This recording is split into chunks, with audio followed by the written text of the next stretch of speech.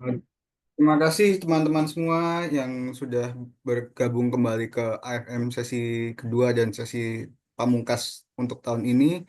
Makasih juga buat Mbak Alim yang sudah bersedia mensedekahkan waktu dan ilmunya bagi kita semua. Minggu lalu kita sudah bahas tentang feminisme dalam Islam ya. Apakah feminisme itu kompatibel dengan Islam atau tidak dan segala macamnya. Untuk materi kedua ini kita serahkan kepada Mbak Alim untuk dimulai. Makasih Mbak. Baik, terima kasih Mas Adi. Bismillahirrahmanirrahim. Assalamualaikum warahmatullahi wabarakatuh. Salam sehat, salam kebaikan, salam Indonesia yang binika untuk kita semuanya. Terima kasih teman-teman semuanya yang sudah mengisi bulan Ramadannya bagi yang berpuasa dengan amal jariah kita untuk bagaimana kita menguatkan ya perspektif keilmuan kita tentang isu-isu gender gitu. Nah, terima kasih juga yang sudah melihat video saya, yaitu video yang kita buat dalam rangka untuk pengukuhan guru besar yang saat itu mencoba untuk merefleksikan ya bagaimana kehidupan saya, aktivitas saya dan juga capaian-capaian yang saya lakukan dan juga nilai ya ataupun ideologi yang mewarnai kepala saya dan keluarga gitu itu seperti apa gitu. Baik. Nah, hari ini kita ada waktu 2 jam ke depan akan bicara tentang gender dalam Islam. Ya, kita beragama tingkat advance lah kalau kita ini digunakan secara perspektif agama gitu. Nah, kita akan bicara gender dan pemanaannya. Lalu persoalan gender dalam Islam, mengapa sih masih terjadi ketidakadilan gender? Konsep dan keadilan gender perspektif Islam itu kayak apa? Lalu juga bagaimana upaya mewujudkan keadilan gender dalam keseharian. Nah, teman-teman sekalian mungkin untuk absennya Mas Adi, kalau masih bisa diperbaiki, tolong ditambahkan eh, satu pertanyaan, apakah bersedia untuk menulis bersama, supaya kemudian nanti ada outputnya ya dari apa yang sudah kita kaji selama 2 pertemuan ini untuk membuat sebuah publikasi yang ada gitu. Nah, teman-teman sekalian, kalau kita bicara gender, itu ada 5 hal.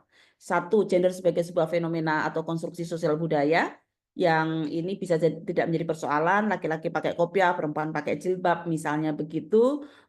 Lalu gender sebagai sebuah persoalan, misalnya kalau yang pakai jilbab lebih tidak dikasih kesempatan untuk jadi rektor daripada yang pakai kopiah, maka itu gender sebagai sebuah persoalan, gitu ya.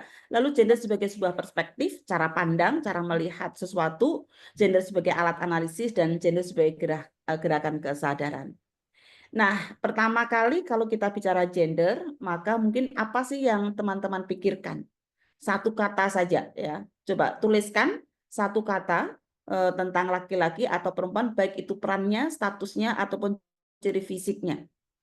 Silakan teman-teman, mungkin kita bisa mulai dari diskusi untuk mengidentifikasi terkait dengan isu gender ini. Oke, mungkin sudah ada di domestik ya, domestik itu berarti perempuan ya. Oke.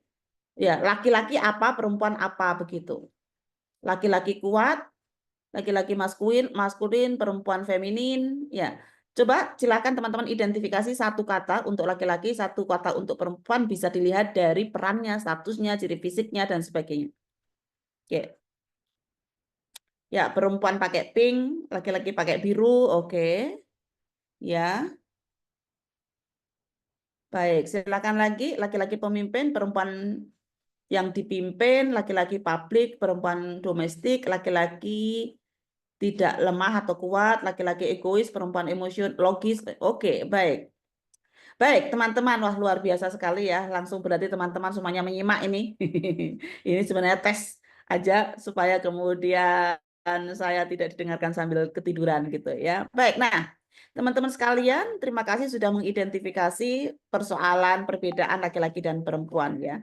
Jadi kalau kita coba identifikasi, coba kita kumpulkan apa yang sudah disebutkan teman-teman tadi, maka paling tidak ini ya, laki-laki secara ciri fisiknya mempunyai jakun, punya penis, kuat, pemimpin, punya warisan double, tadi ya ada juga rasional, menafkahi, membuai, pelindung, lebih berkuasa gitu. Sedangkan perempuan itu bisa ada yang mengidentifikasi dia punya vagina, menyusui, menstruasi, melahirkan, lembut, emosional, dinafkahi, dipimpin, dilindungi, ada juga loh yang perempuan itu diidentifikasi sebagai penggoda, cerewet dan sebagainya begitu. Nah, itu ada S sama G ya. S itu artinya kodrat ya, gender itu apa yang G itu adalah gender gitu. Kalau kita lihat dari identifikasi yang ini aja, maka sebenarnya sudah bisa kelihatan ya, stigma negatif itu ada pada perempuan ya daripada laki-laki kalau lihat yang ada di sini gitu. Nah, itu misalnya. Jadi kalau kita pakai analisis tentang pelabelan-pelabelan negatif itu yang di masyarakat memang lebih banyak dialami oleh perempuan daripada laki-laki. Selanjutnya teman-teman sekalian ini supaya kita punya pemahaman yang sama aja tentang perbedaan gender dengan jenis kelamin. Jenis kelamin ya atau kodrati itu adalah perbedaan biologis laki-laki dan perempuan beserta fungsi reproduksinya yang ini merupakan ciptaan Tuhan, bersifat kodrat, tidak dapat diubah fungsinya, berlaku sepanjang zaman. Lalu kemudian kalau kita lihat ya yang dinamakan jenis kelamin atau kodrati ini perempuan itu menstruasi, premenopause, hamil, melahirkan, nifas dan juga mampu menyusui gitu ya. Nah, sedangkan laki-laki ada satu yaitu membuai gitu. Sedangkan gender itu konstruksi atau gawean. Yang mana ini perbedaan sifat, peran, posisi, dan tanggung jawab laki-laki perempuan yang itu hasil kesepakatan masyarakat atau konstruksi sosial. Ini buatan manusia bersifatnya berubah, bisa dilakukan oleh laki-laki dan perempuan, dan juga akan disesuaikan tergantung pada waktu, kepatutan budaya setempat. Yang mungkin bisa jadi keluarga satu dengan keluarga yang lain itu berbeda gitu. Nah, contoh-contoh gender di dalam Islam itu banyak sekali. Ada isu keluarga, isu poligami, seksualitas, kepemimpinan, kesaksian, peran, warisan, dan lain-lain. Kita tidak akan bahas semua isu yang ada di sini, nanti akan kita bahas beberapa aja ya. Oke, nah sekarang sebelum kita masuk kepada gender dalam Islam, apa sih sebenarnya persoalan perempuan ini? Kemarin kita sudah mendiskusikan kenapa ada feminis, karena ada juga data-data ya yang mengarah kepada persoalan-persoalan perempuan. Misalnya saya ingin meng-highlight lagi, misalnya di urusan-urusan domestik ya, perempuan itu punya beban berlebih sebagai seorang yang diyakini sebagai penanggung jawab urusan pengasuhan dan pekerjaan rumah tangga. Lalu juga kadang-kadang kurang dinilai karena ukuran-ukuran dalam menilai keluarga itu ukuran-ukuran yang kapitalis gitu. Nah, siapa yang punya uang, dialah yang kemudian lebih powerful gitu ya. Lalu juga ada persoalan publik. Pelabelan negatif sebagai sumber fitnah masih banyak terjadi juga. Diragukan kepemimpinannya, digaji kecil karena bukan sebagai pencari nafkah gitu. Kemudian juga ada persoalan yang ketiga adalah di sisi ibadah ritual. Biasanya memang tokoh agama masih identik dengan laki-laki, akan dipertanyakan, Assalamualaikum disalahkan semuanya, jika teman-teman. Apa perempuan kabar itu siang hari ini? memimpin acara ritual gitu ya. Ya, jadi kemudian ini Yang menjalani apa? ibadah ya. Ya, mungkin tolong di-mute ya. Jadi teman-teman sekalian, kadang-kadang perempuan itu kesempatan untuk menjadi penceramah tarawih aja itu masih langka sekali. Ya, di bulan Ramadan ini saya selalu ada, tapi masih sedikit masjid ya yang memberikan peluang kepada perempuan untuk menjadi penceramah masjid itu gitu. Nah, ini adalah juga bagian daripada persoalan perempuan juga. Nah, teman-teman sekalian, kenapa itu terjadi gitu? Ya, kenapa itu terjadi? Kalau kita lihat ini ada beberapa. Yang pertama adalah budaya patriarki yang bias gender, lalu juga paham agama yang masih bias gitu, lalu juga ada persoalan-persoalan yang terkait dengan kebijakan ya. Nah, teman-teman sekalian, kalau kita bicara gender sebenarnya kita tidak hanya bicara masalah perempuan, tapi ada juga dampak-dampak yang ditimbulkan oleh budaya patriarki itu merugikan laki-laki. Contohnya sekarang kalau apa? Sekarang ini misalnya kan ada ya dengan perubahan sosial terbaik tercepat lulusan dari SD sampai perguruan tinggi itu meniscayakan adanya apa ekonomi perempuan itu lebih baik gitu. Misalnya saja data ASN kita sekarang ini 54% adalah perempuan daripada laki-laki lebih banyak ya gitu ya. Nah, sementara kalau tahun tahun 2018 itu kan baru 48%. Jadi meningkat tajam sekali gitu. Nah, ini kemudian berdampak kepada masih banyaknya atau apa? Berdampak pada sebagian keluarga itu yang kemudian bisa jadi istrinya punya penghasilan lebih daripada suaminya. Sehingga kadang-kadang budaya patriarki ini merugikan laki-laki karena dia masih sangat dituntut untuk selalu menjadi penafkah utama, sementara di masyarakat bisa jadi itu tidak terjadi. Ya, karena juga cari pekerjaan juga nggak gampang gitu ya. Nah, tafsir-tafsir agama yang nanti akan kita bahas pada hari ini dan juga kebijakan ya. Sekarang Undang-Undang PPRT ya, RUU PPRT juga masih belum disahkan, padahal sudah lebih dari 20 tahun berjuang gitu tentang perlindungan pekerja rumah tangga.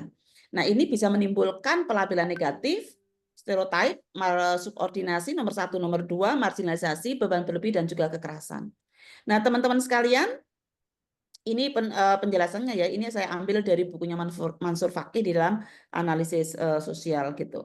Nah, tantangan yang lainnya adalah selain budaya patriarki yang tidak egaliter ya, juga ada tafsir agama, juga ada budaya hukum, tapi juga dari kalangan para perempuan sendiri, baik dari dirinya sendiri ataupun perempuan orang lain, yang kadang-kadang menjadikan dia tidak percaya diri, dikasih kesempatan tidak mau gitu ya, sehingga kemudian male dominan itu juga masih terjadi. Networking yang belum merata dan maksimal dan juga masih kurang optimal konten-konten kreatif progresif tentang isu perempuan. Insya Allah dalam beberapa waktu ke depan, saya kemarin tapping sama Republika, akan ada 10 konten kreatif yang akan segera up ya dari Republika, yang nanti akan kolaboratif dengan IG saya dan TikTok saya, untuk kemudian kita mencoba memaksimalkan ide-ide seperti ini dikemas secara ringan dalam 1 menitan gitu, maksimal 1,5 menit gitu ya. Silahkan ya teman-teman nanti ikut bantu share ya kalau memang itu dianggap sesuatu yang bermanfaat. Apalagi nanti bulan Ramadan, lalu Lebaran, ketemu pada keluarga ya, daripada ngobrolin yang kadang-kadang nggak jelas, intimidasi, sudah nikah atau belum, yang sudah nikah lalu sudah punya anak atau belum, dan sebagainya, mungkin bisa membincangkan konten-konten kreatif yang punya pemikiran-pemikiran progresif tentang isu perempuan. Nah, ada persoalan yang lainnya tentang persoalan keharmonisan keluarga ya. Nah, ada kesalahan berpikir ya yang menyimpulkan bahwa tingginya gugat cerai 75% karena meningkatnya peran publik perempuan. Saya pikir ini sesat atau salah berpikir. Seolah-olah kemudian karena perempuan berdaya, lalu dia menginginkan sebuah perceraian itu gitu. Semakin banyak bapak rumah tangga yang mana terkadang di antara mereka mengalami krisis maskulinitas. Ya, merasa dirinya tidak jadi laki-laki sejati karena dia kemudian menjadi bapak rumah tangga. Karena lalu juga ini tadi ya, diperlukan perubahan paradigma kapitalis ke humanis. Peran seseorang bukan ditentukan oleh pencari nafkah yang hanya dihitung dari sisi penghasilan, tapi juga peran-peran kemanusiaan di dalam keluarga. Tugas reproduksi perempuan yang berat itu harus dibantu diringankan oleh laki-laki karena adanya fungsi reproduksi kodrati yang tidak dapat digantikan oleh laki-laki. Ini akan menjadi tantangan tersendiri terkait dengan persoalan keluarga. Nah, coba, oke teman-teman sekalian, ini silahkan tuliskan 1 kata ya di dalam chat ya dengan cerita ini. Ada seorang pengusaha asal Jakarta sedang melakukan perjalanan di Jogja. Pengusaha tersebut menelpon teman yang di Jogja itu untuk meminta agar membolehkan istrinya menemui dan tidur bersamanya di hotel. Coba, 1 kata saja dengan cerita ini seperti apa? Saya ingin membongkar pemikiran-pemikiran teman-teman ya. Sekali lagi, ada seorang pengusaha asal Jakarta sedang melakukan perjalanan ke Jogja, dan pengusaha tersebut kemudian menelpon rekannya yang berdomisili di Jogja dan meminta agar istrinya menemui dan tidur bersamanya di hotel. Oke, silahkan bagi yang sudah pernah mendengarkan ini tidak apa-apa ya. Oke, merendahkan, keangkuhan laki-laki, sakit, zolim, oke, biadab, oke. Baik, oke, baik. Banyak yang negatif ya, kurang ajar. Nah, sekarang coba mengajak diskusi, tidak menghargai. Oke, baik, terima kasih. Nah, sekarang ada cerita yang kedua nih, teman-teman semuanya. Hanya saya tambahkan kata perempuan. Ada seorang pengusaha perempuan asal Jakarta menelpon temannya di Jogja dan meminta istrinya untuk ketemu dan tidur bersamanya di hotel. Jadi ini ada 3 sahabat karib gitu ceritanya, ya, yang kemudian yang di Jogja ini sahabatnya suami istri gitu ya lah, yang di Jakarta ini pengusaha perempuan ini pengen ngobrol dengan istri si sahabatnya itu yang juga sahabatnya dia gitu. Lalu dengan ini kalau yang cerita kedua gimana pendapatnya? Saya hanya menambahkan pengusaha perempuan. Tadi kan nggak ada kata perempuannya ya. Kalau yang tadi yang kedua ini ada. Apa coba? Apakah masih persahabatan? Ini kita perspektif heteroseksual ya. Apakah masih ada? Boleh, oke. Baik. Oke, sudah tidak maki-maki lagi ya ketika saya tambahkan kata perempuan ya. Nah, teman-teman sekalian, kenapa ya dalam pikir kita kalau pengusaha selalu laki-laki gitu ya? Padahal Khadijah itu juga seorang pengusaha ya. Nah, itulah alam bawah pikir kita, alam bawah sadar kita, kemudian kadang-kadang juga masih terjadi bias gitu. Oke, satu ini lagi. Mana gambar yang lebih mudah teman-teman terima? Bapak-bapak pakai daster atau ibu-ibu pakai jas? Mana coba?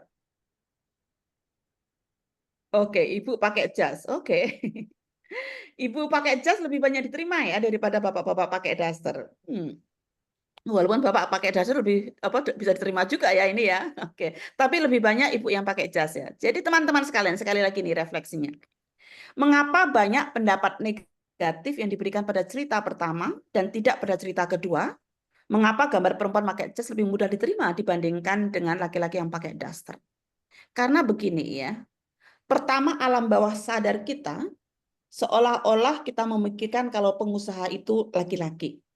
Kita lupa bahwa kadang-kadang di antara kita sendiri adalah seorang pengusaha loh yang perempuan ini. Ya kan? Yang kedua, pemikiran kita juga menetapkan nomor satu itu laki-laki, nomor dua itu perempuan. Karena itu ketika ada perempuan yang dia menggunakan aksesoris laki-laki, dia berperan sebagaimana peran laki-laki yang dianggap oleh masyarakat, maka dia naik derajatnya. Karena naik derajatnya, maka kemudian itu dia dihargai gitu. Beda dengan laki-laki yang dia menggunakan aksesoris perempuan, dia melakukan peran-peran domestik dan pengasuhan sebagaimana masyarakat anggap itu adalah pekerjaan-pekerjaan perempuan, maka kadang-kadang itu enggak diterima, bahkan diketawain gitu. Oleh karena itu saya mengajak teman-teman semuanya tolong mulai sekarang kalau jadi panitia 17-an Agustus jangan menggunakan ya aksesoris perempuan untuk bahan-bahan candaan. Karena bisa jadi candaan-candaan yang seksis itu yang kemudian mengarah kepada bunuh diri, pembunuhan, dan lain sebagainya. Begitu. Nah, baik. Sekarang gimana sih sebenarnya upaya mewujudkan keadilan gender dalam kehidupan sehari-hari? Tapi sebelumnya kita akan memahami dulu tentang bagaimana gender dalam Islamnya juga ya. Jadi beragama tingkat advance, kalau di dalam tarjih itu kita menggunakan Bayani, Burhani, dan Irfani. Banget Oke, tolong Ci. di-mute. Oke, tolong di-mute ya. Baik, nah pertama kita bayani dulu ya. Bayani itu apa? Teks keagamaan, dia memperhatikan asbabul nuzul, asbabul wurud dan juga komprehensi. Kemarin arah kebijakan feminis muslim ini juga kita sampaikan bahwa di dalam menerjemahkan akademi feminis muslim itu di dalam menerjemahkan aktivitasnya dia juga menggunakan pendekatan-pendekatan Bayani, Burhani, dan Irfani. Ya, saya ingin mengingatkan kembali bahwa Bayani ini kita mengacu kepada teks keagamaan, juga melihat historical approach, asbabul nuzul, sebab-sebab turunnya Quran, dan juga sebab-sebab turunnya hadis. Lalu juga cara membacanya adalah dengan komprehensif, secara hermeneutik. Kemudian setelah teks keagamaannya, lalu yang kedua kita secara burhani. Data dan hasil kajian yang bersumber pada data empiris dan juga berbagai disiplin ilmu. Yang tidak kalah pentingnya adalah irfani, yaitu memperhatikan spiritual wisdom, hati nurani, penguatan aspek kemanusiaan. Artinya tiga hal ini kita tidak boleh hanya menggunakan salah satu, tapi tiga-tiganya adalah satu kesatuan yang penting untuk kita gunakan secara bersama-sama. Nah, tadi kita juga gender sebagai alat analisis. Penting juga untuk bagaimana kita menggunakan agenda partisipasi ya di dalam pembuatan keputusan, akses dan manfaat termasuk dalam perencanaan, action, dan monitoring. Ini sangat penting sekali bagaimana agar keterlibatan perempuan di semua aspek ya itu terlihat di sana. Silakan teman-teman nanti bisa digunakan ya file ini untuk siapa tahu nanti teman-teman ada yang bersedia untuk mau menulis bersama ya sebagai follow up daripada AFM ini gitu. Nah, selanjutnya adalah kita juga bisa menggunakan analisis kebutuhan gender, yaitu analisis kebutuhan praktis dan juga strategis. Nah, praktisnya itu memberikan intervensi berdasarkan peran gender yang ada di masyarakat saat ini, lalu juga memberikan sesuatu yang diasumsi masyarakat itu peran-peran tertentu dan hal yang terkait dengan kebutuhan mendesak, yaitu yang terkait dengan reproduksi. Sedangkan kebutuhan strategis, kebutuhan yang diberikan untuk menciptakan keadilan dan kesetaraan gender sehingga tidak dapat dicapai secara instan. Misalnya kegiatan yang kita lakukan ini termasuk pada kebutuhan strategis ya, supaya kemudian kita terpapar tentang isu-isu kesetaraan dan keadilan gender dalam Islam gitu. Nah, teman-teman sekalian, analisis kecenderungan pola pemikiran itu ini dalam disertasi saya yang ada di buku Feminis Muslim gitu ya. Saya berharap teman-teman juga bisa baca buku saya di Feminis Muslim itu di Suara Muhammadiyah ya, terbitan sana. Ini ada pemikiran-pemikiran konservatif, moderat, dan progresif. Mereka yang konservatif itu harfiah literal apa adanya, taklid, rigid, formalistik, dan moderat itu tengahan, tidak ekstrim, berkemajuan, dinamis, kontemporer, adaptif pada perkembangan ilmu dan juga zaman, dan inklusif. Progresif ini mengutamakan rasionalitas manusia, bebas, inklusif, skeptif terhadap narasi literal gitu. Ini contoh indikator-indikatornya. Jadi orang konservatif itu dasarnya nas yang eksplisit pada Quran dan hadis. Mereka biasanya kecenderungannya mempunyai pemikiran yang dikotomi, membedakan Islam dan non-Islam. Produk pemahamannya bersifat normatif, rigid, tunggal, mengabaikan pendapat-pendapat ulama pemikir kekinian dan masyarakat dan perkembangan masyarakat dan serta ilmu pengetahuan, memahami semua teks itu seolah-olah datang begitu saja tanpa mempertimbangkan asbabul nuzul dan asbabul wurudnya, sangat mementingkan simbol walaupun kadang harus mengalahkan substansi, tidak akan ada perubahan makna walau dunia sudah berubah, rigid, dogmatik, absolut menganggap dirinya paling islami, gagal dalam membedakan mana yang sifatnya prinsip dan mana yang sifatnya respon daripada sebuah sejarah. Lalu yang dinamakan qot'i ya, itu metode itu dinamakan qot'i. Sedangkan yang moderat sama dasarnya Quran hadis juga, tapi kelompok ini membuat agama tetap relevan dengan melebarkan semangat ijtihad yang mempertimbangkan waktu, tempat, jenis kejadian, menggunakan berbagai macam disiplin ilmu untuk memahami teks, postdogmatik, tidak rigid, inklusif, terbuka untuk didiskusikan dan jika perlu diinterpretasi ulang. Kalau tadi yang dinamakan qot'i itu metode yang konservatif, kalau yang moderat itu metode dan tujuan itu sama-sama qot'inya. Simbol masih bermakna tapi hanya sebagai identitas bukan sebagai sebuah tujuan. Selama tidak ada konflik dengan hal yang bersifat prinsipil itu diterima, biasanya menggunakan jalan tengah. Kata-kata yang sering digunakan tidak melarang tetapi akan lebih baik atau lebih utama jika. Begitu. Nah, yang terakhir adalah kelompok progresif. Kelompok progresif pun juga berdasarkan Quran hadis ya teman-teman semuanya. Ini kelompok yang tidak bertentang Islam dan non-Islam. Misalnya tidak penting bagi mereka menerima kos-kosan khusus Islam atau membuat perumahan khusus Muslim, tidak penting begitu. Tapi mereka bisa duduk bersama berbaur dengan Muslim ataupun non-Muslim. Tidak mementingkan simbol tetapi lebih pada substansi, artinya makosid syariah ya tujuannya ya itu lebih diutamakan ya yang dinamakan qot'i itu tujuan bukan metode makosid syariah. Postdogmatik tidak rigid dan inklusif sama dengan yang moderat, termasuk terbuka untuk didiskusikan dan jika perlu diinterpretasi ulang, lebih menekankan aspek rasionalitas manusia, homosentris gitu. Nah, teman-teman sekalian coba kita praktekkan 3 pemikiran ini untuk melihat isu gender. Misalnya tentang status ya. Status itu orang konservatif mengatakan bahwa laki-laki mempunyai status yang lebih tinggi dibanding perempuan.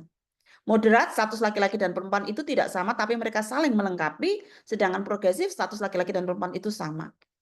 Mungkin terkait dengan penciptaan manusia, ya.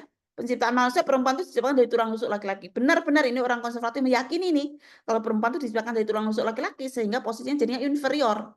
Gitu. Kalau orang moderat, penciptaan perempuan dari tulang rusuk laki-laki itu hanyalah kiasan aja.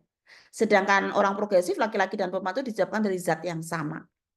Tadi ada pertanyaan tentang saksi ya, gitu. Nah, ini orang konservatif, kesaksian perempuan 2:1 itu sesuatu yang pasti gitu, nggak bisa berubah.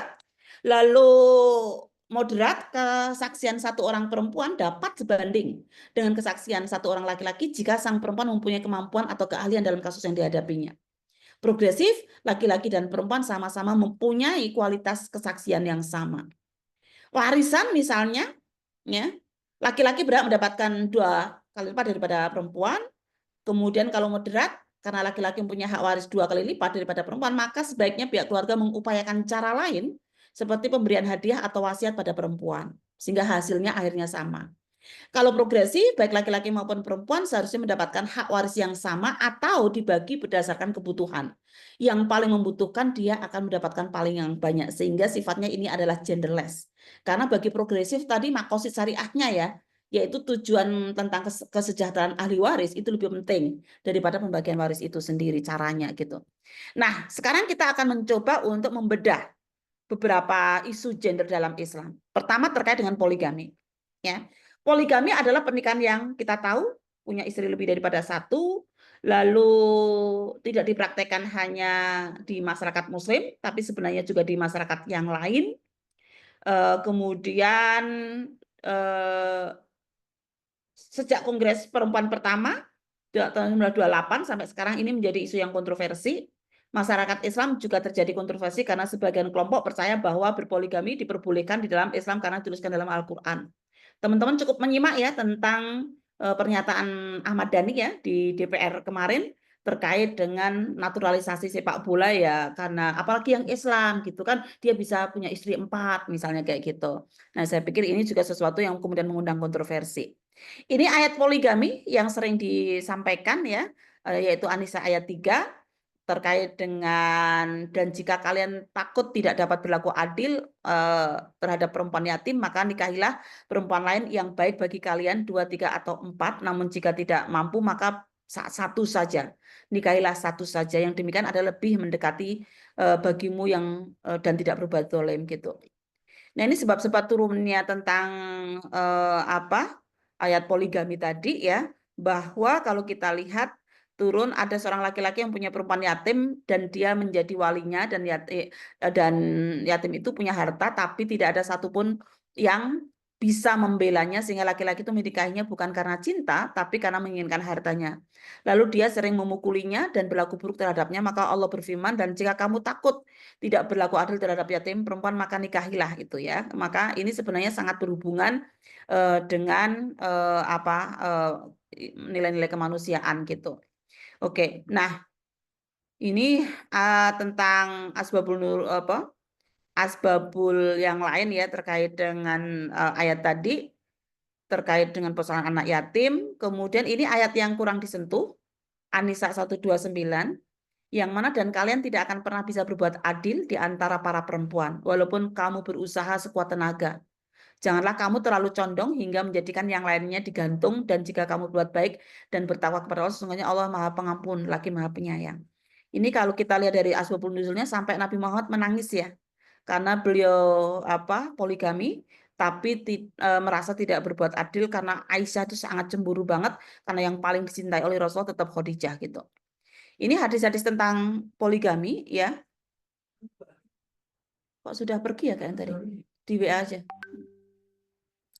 Nah, ini terkait dengan hadis-hadis tentang poligami ya, bahwa di sana terkait dengan budaya gila sebenarnya teman-teman. Jadi di Arab itu sebelum Islam datang itu ada budaya gila, yaitu pantangan melakukan hubungan suami istri ketika istri sedang hamil. Maka istrinya sampai 10 tuh, ya, karena dia akan kembali ke istri pertama ketika dia sudah melahirkan. Gitu. Nah, sementara kemudian saat itu Nabi studi banding ke Persia dan kemudian di Persia tidak ada pantangan gila. Artinya hubungan suami istri, walaupun istri sedang hamil, dia juga nggak ada masalah secara kesehatan, gitu ya. Dan ini hadis-hadis yang sering digunakan lah ini praktek Rasulullah itu monogami selama 25 tahun ya. Ini hadisnya. Jadi Aisyah meriwayatkan bahwa Nabi tidak pernah menikah selama bersama Khadijah sampai beliau itu meninggal. Sehingga monogaminya Rasulullah itu 25 tahun. Nabi tidak mengizinkan Fatimah dipoligami. Pada saat itu Nabi sedang poligami.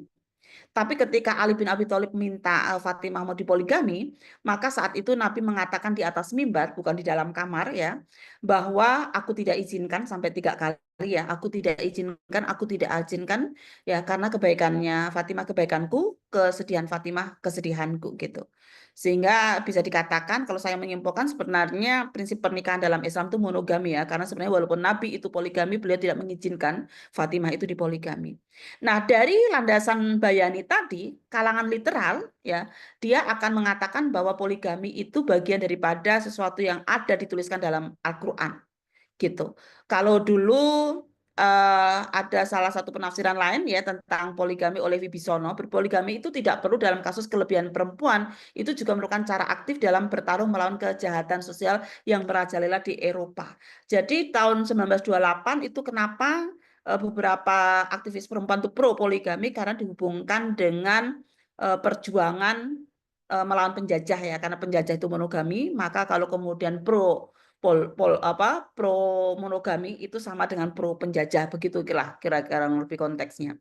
Nah, kalau orang moderat itu ya apa, hanya bisa diterima kalau kemudian itu untuk memperhatikan keadilan justice seperti perlindungan anak yatim dan janda gitu. Hukum perkawinan di Indonesia itu menganut moderat ya, karena boleh sih tapi dengan syarat-syarat tertentu begitu.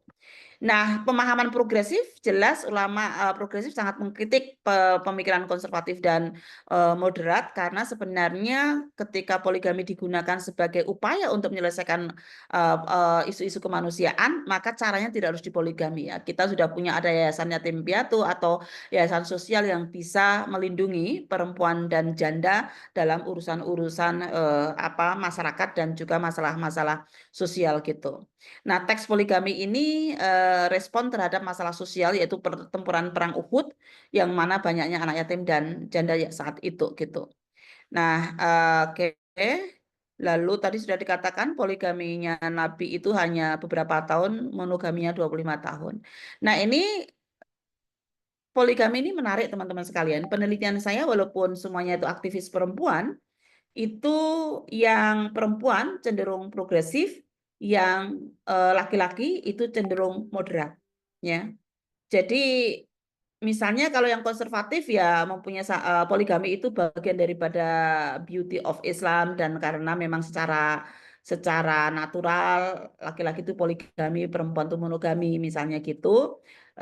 Secara natural itu apa laki-laki itu poligami gitu ya. Kemudian kalau yang moderat poligami bisa diterima hanya untuk pertimbangan perlindungan anak yatim dan janda.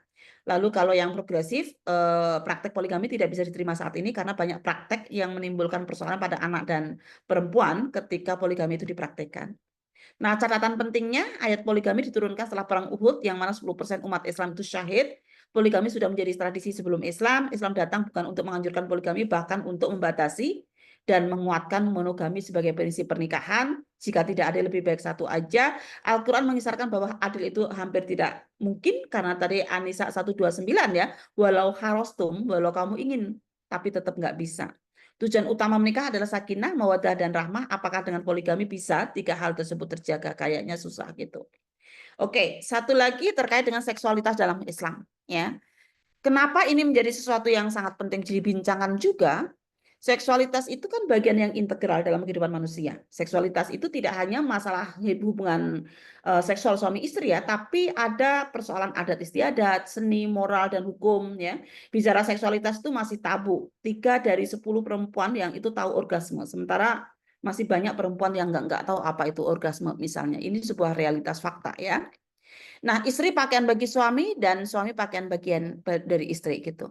Ini hunna libasul lakum wa antum libasul lahun. Sebenarnya di dalam Al-Quran tentang hubungan seksual suami istri itu sudah sangat egaliter karena sebenarnya saling melayani dan bagaimana saling menjadikan rasa aman, tidak melakukan pemaksaan, kekerasan gitu ya, yang ada di dalam Al-Baqarah 187 ini.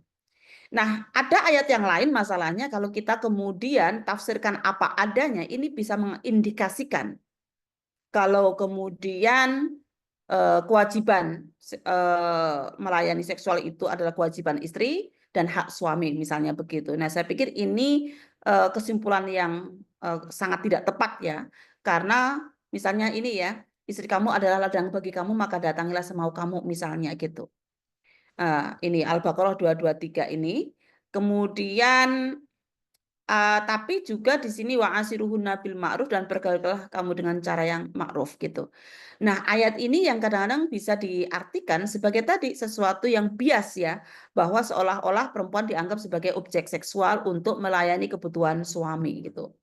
Nah, hadis tentang seksualitas ini juga sering, apalagi pas ular-ular manten ya kadang-kadang muncul juga yang sering disampaikan bahwa istri harus melayani suami dan kalau tidak mau maka dilaknat malaikat sampai subuh karena suami marah misalnya.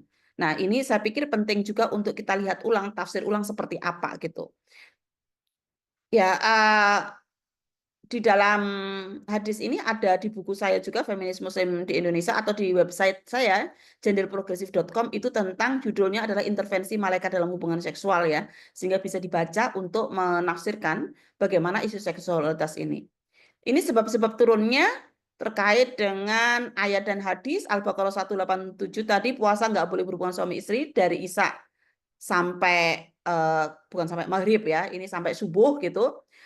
Kemudian Al-Baqarah 223 wanita haid tidak diberi makan, tidak didekati, jadi masih sangat tabu sekali terkait dengan persoalan haid. Lalu budaya gilah tadi sudah saya sampaikan, kemudian tentang pernikahan kaum muhajirin dan ansor, yang mana bisa jadi asbabul nuzulnya itu ini perempuan Madinah yang kaya raya menikah dengan orang muhajirin dari Mekah laki-laki yang bisa jadi nggak bawa harta, sementara isu perbudakan masih sangat kuat. Karena itu kemudian perempuan-perempuan berkelas di Madinah ini masih enggan untuk kemudian melayani suaminya walaupun mereka sudah suami istri karena persoalan kelas tadi gitu.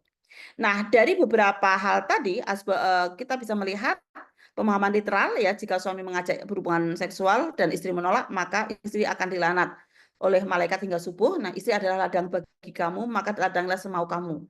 Karena itu orang-orang pemahaman literal akan mempunyai penafsiran kepuasan seksual itu menjadi kewajiban istri, hak suami. Semua hasrat suami tidak boleh ditolak. Pernikahan itu akad taklik, akad kepemilikan suami atas istri. Itu.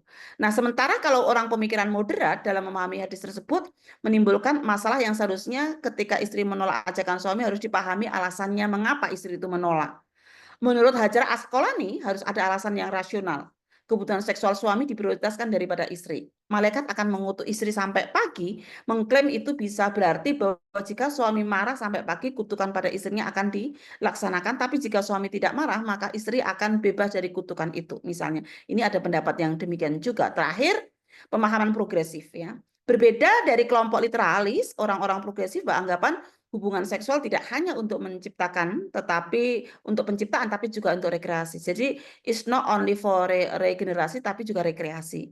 Melihat kepuasan seksual adalah bagian daripada rahmat Allah, karena itu kelompok ini mengartikan sebagai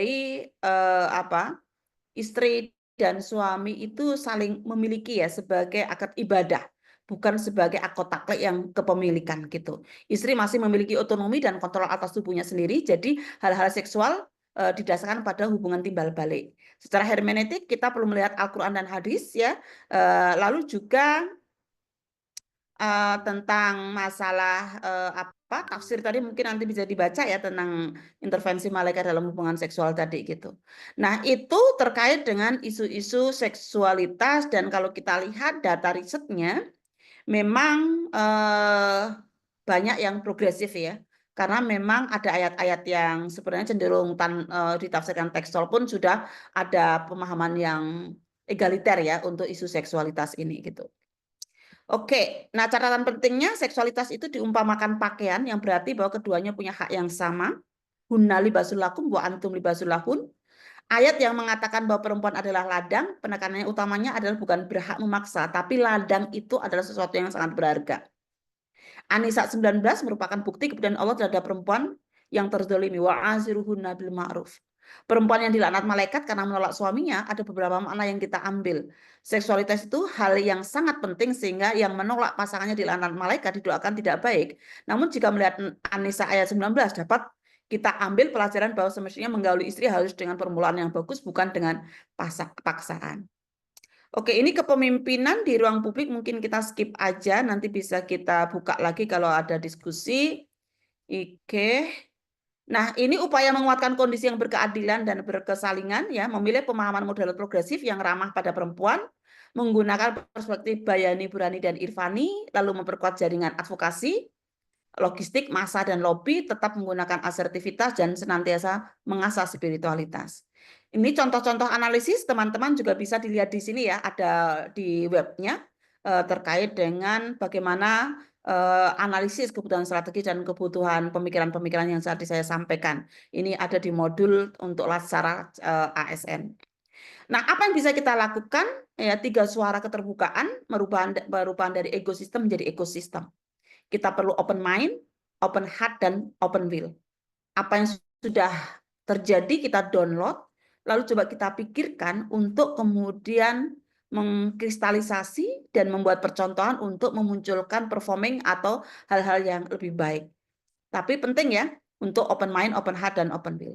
Nah, ini salah satu teori yang biasa kita sampaikan, cara agar kita bisa melakukan perubahan. Misalnya dengan U process, iceberg analysis. Ini coba kita ambil contoh kekerasan seksual di kampus ya. Misalnya kita melihat pola tren yang ada dengan melihat perilaku kebiasaan sikap yang terlihat. Munculnya kekerasan seksual di lembaga pendidikan, banyak kasus yang tidak terbukti diproses oleh aparat penegak hukum, lalu juga perempuan lebih banyak yang jadi korban. Ini sesuatu yang bisa dilihat oleh mata. Lalu kemudian kenapa itu terjadi? Kita masuk ke dalam laut agak lebih dalam dengan melihat struktur penyebabnya. Misalnya kita lihat budaya, tradisi, sistem, dan juga kebijakan. Katakanlah di kampus itu ada sih kebijakan PPKS ya, pencegahan penanganan kekerasan seksual, tapi sepertinya ada yang belum disupport, masih kerja sendiri, pimpinan menganggap itu nggak penting, kan begitu. Kenapa pimpinan itu menganggap tidak penting? Karena coba kita lihat dengan mental modelnya, pemikiran yang paling dalam, yaitu melihat paradigma, cara berpikir, dan keyakinan. Misalnya keyakinan yang mengatakan perempuan berhak dilecehkan, harus melayani laki-laki gitu ya. Perempuan dianggap sebagai sumber fitnah, ataupun juga meyakini analogi kucing dan ikan asing yang kemudian menyalahkan korban. Nah, ketika kita sudah mendapatkan mental modelnya, kita harus segera naik ke atas untuk rethinking, melakukan perubahan cara berpikir. Misalnya ya perempuan itu bukan sebagai sumber fitnah ya. Sumber fitnah itu harta, tahta, asmara, dan kuota gitu. Kalau disingkat hati AQ gitu ya. Atau kemudian juga martabat perempuan itu harus dihormati, al-karomah al-insaniyah. Kuota analogi kucing dan ikan asing yang sering digunakan untuk menyalahkan korban itu analogi yang tidak tepat. Nah, supaya tidak hanya sekedar dalam pemikiran, kita penting untuk melakukan redesigning, melakukan kebijakan program dan juga bagaimana memasifikasi program-program seperti ini baik di dalam sosmed kita ya ataupun juga konten-konten kreatif kita misalnya begitu. Baik, untuk selanjutnya saya akan putarkan satu buah video untuk memantapkan terkait dengan mental model yang barusan kita pelajari ini. Mungkin sebagian dari teman-teman sudah pernah melihat video ini. Sebentar.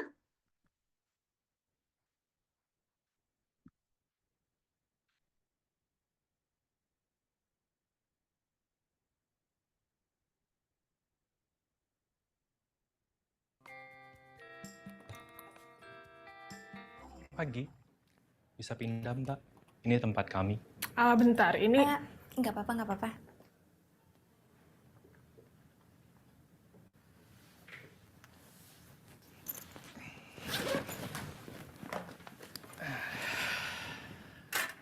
Ini kelas, bakal bagus banget. Profesor Endang top. Belum ketemu udah jadi fans gue. Oh iya, Iya, dia itu salah satu profesor paling muda di Indonesia. hebat ya. Dan kata orang, teori matematikanya dipuji orang-orang Harvard di Amerika. Dan dia pernah meraih medali Fields. Bukan main. Orang Indonesia pertama. Ada apa Mbak? Enggak, kayaknya medali CERN deh, bukan Fields. Salah Mbak, salah. Oke. Semua orang tahu dia meraih medali Fields. Oke.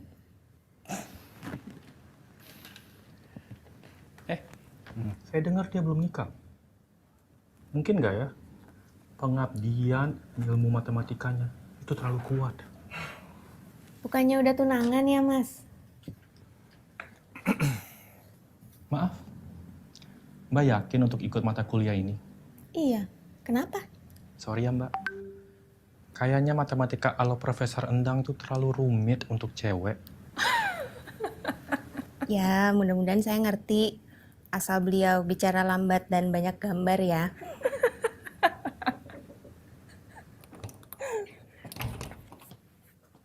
Selamat pagi, Prof. Profesor Endang belum ada. Pagi, silakan. Saya siap-siap dulu ya.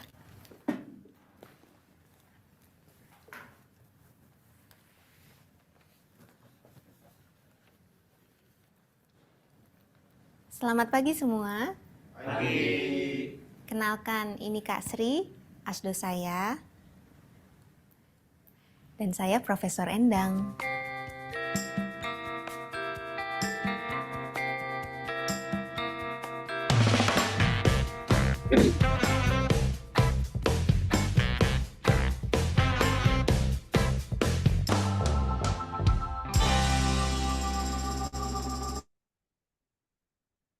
Oke, teman-teman sekalian, coba kita diskusikan. Apa yang menjadi mental model dari mahasiswa laki-laki tadi? Bisa silakan? Ada yang raise hand? Mbak Siti Aisyah mau tanya atau mau merespon? Silakan. Ya, nama Endang biasanya cowok.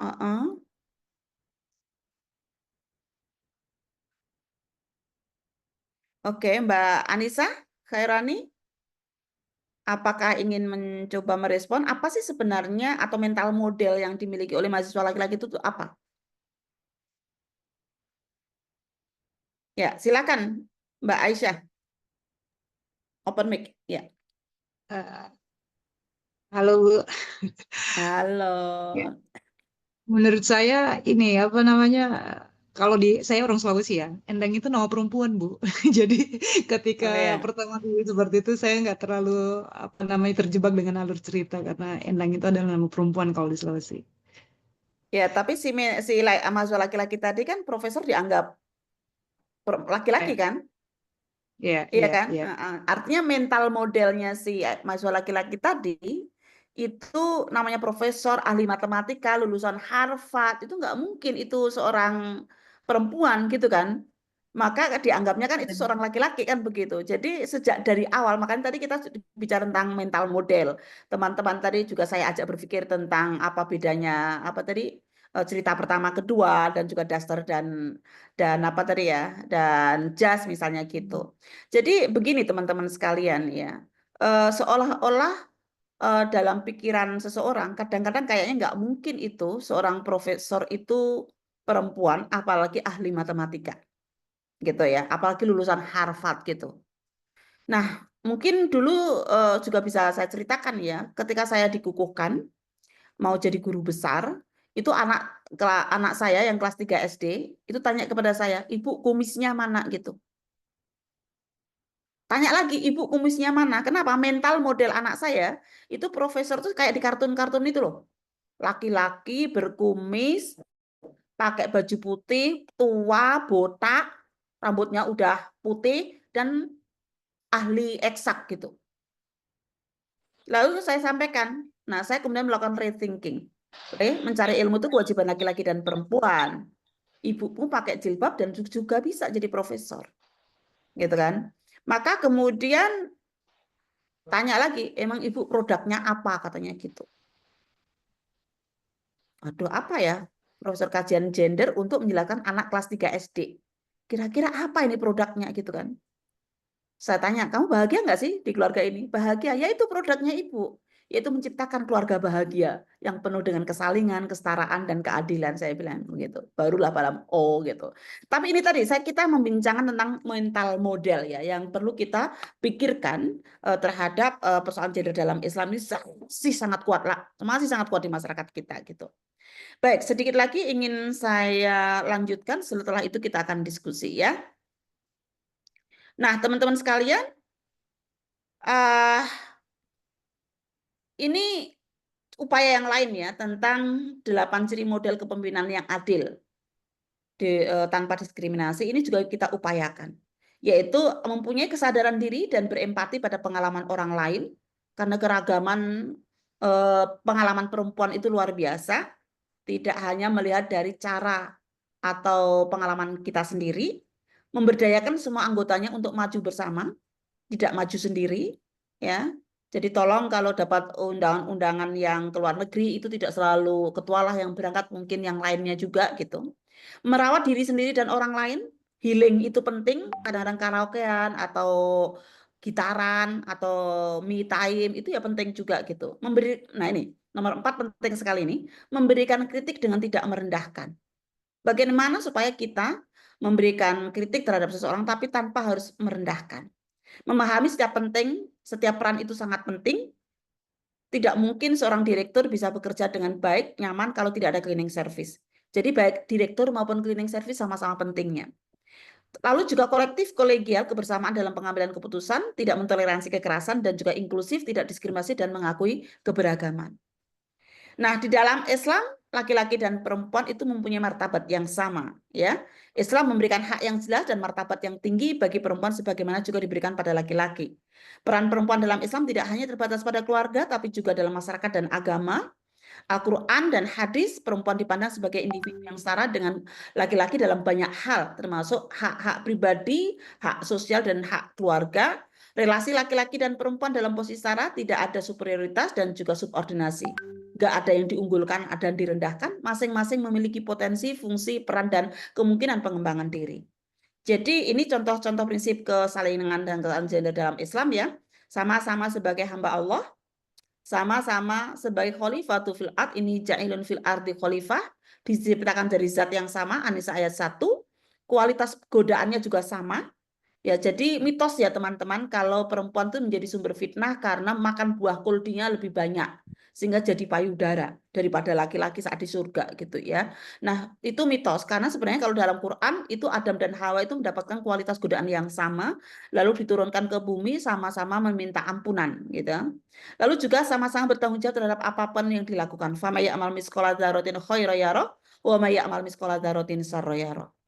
Nah, hak bekerja, berpikir, berkiprah ya di masyarakat ini diberikan kepada perempuan. Ada satu hadis yang menurut saya penting saya sampaikan di sini. Perempuan yang bekerja di luar rumah untuk kepentingan yang sah dan mendukung keluarga mereka adalah bagian dari kaum yang berjihad di jalan Allah. Nah, sementara ada hadis yang kadang-kadang wakorna yang sangat itu ayat ya yang wakorna fi buyutihunna itu ya dalam arti ya, perempuan itu ya di rumah saja, bahkan untuk sholat yang paling utama juga di rumah, misalnya ada seperti itu, pemikiran-pemikiran seperti itu gitu. Nah, sementara lupa bahwa memakmurkan masjid itu juga kemudian kewajiban bersama. Menghadirkan perempuan itu memang penting ya teman-teman sekalian. Tidak semua pengalaman perempuan itu bisa dirasakan oleh laki-laki. Walaupun sangat ingin, tetapi kebertubuhannya beda gitu. Karena itu kehadiran perempuan menjadi penting. Nah, ini salah satu kajian hadis tentang kesetaraan ya, tentang ini bukunya Pak Nasaruddin Umar, surat An-Nisa ayat 34 tentang ar-rijalu qawwamuna 'alan nisa, yang mana rijal dan zakar itu beda. Kalau rijal itu mengarah kepada gender, sedangkan zakar itu mengarah ke jenis kelamin. Lalu ada juga hadis tentang ketaatan istri pada suami, yang andai kata Nabi diberi wewenang untuk memerintah seorang sujud pada orang lain, Nabi akan memerintahkan seorang istri sujud pada suami. Ini ada 14 hadis terkait dengan isu itu, 7 berstatus hasan dan 7 berstatus doif atau lemah gitu ya. Sehingga penting sepertinya ini untuk kemudian disampaikan bahwa karena ini hadis ini sering digunakan untuk ketaatan istri pada suami itu mutlak gitu. Ada satu hadis lagi tentang masalah puasa ya, izin puasa istri pada suami ketika itu puasa sunnah. Sebenarnya ini juga ada asbabul wurudnya terkait dengan persoalan itu, yang mana tidak bisa digeneralisir kepada semua pasangan suami istri, yang mana istri kalau berpuasa itu harus izin pada suami, tapi sebaiknya suami maupun istri ketika mau berpuasa itu saling memberitahu dan dimusyawarahkan bersama. Nah, ini memang di masyarakat kita masih ada pemikiran Tuhan, suami, istri. Ini perlu kita ubah menjadi segitiga posisi ya, Tuhan, suami, istri gitu.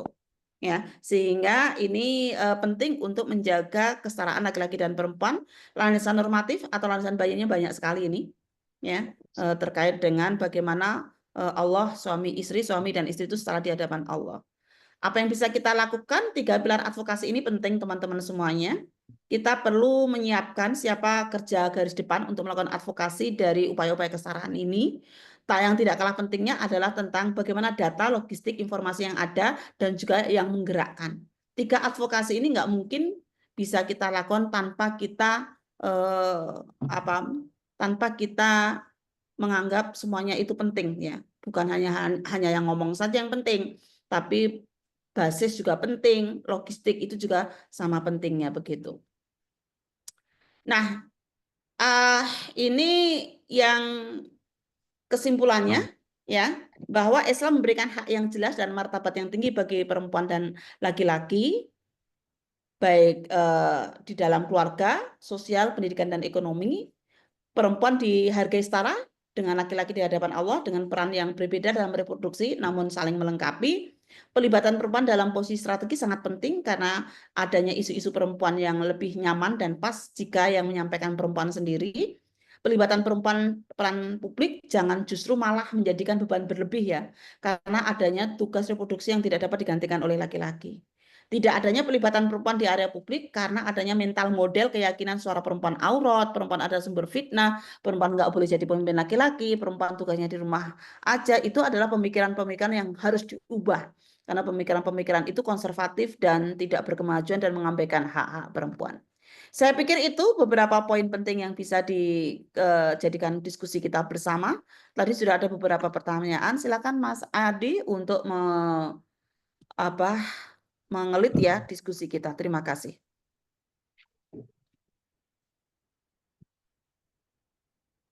Ya, makasih Mbak Alim buat paparan materinya. Bagi yang mau raise hand silahkan, tapi ini sudah ada 2 pertanyaan nih Mbak di kolom Q&A tentang LGBT, apakah menjadi Muslim feminis itu harus juga mendukung LGBT. Terus kemudian di sini juga ada pertanyaan dari Mbak Anissa tentang saf perempuan.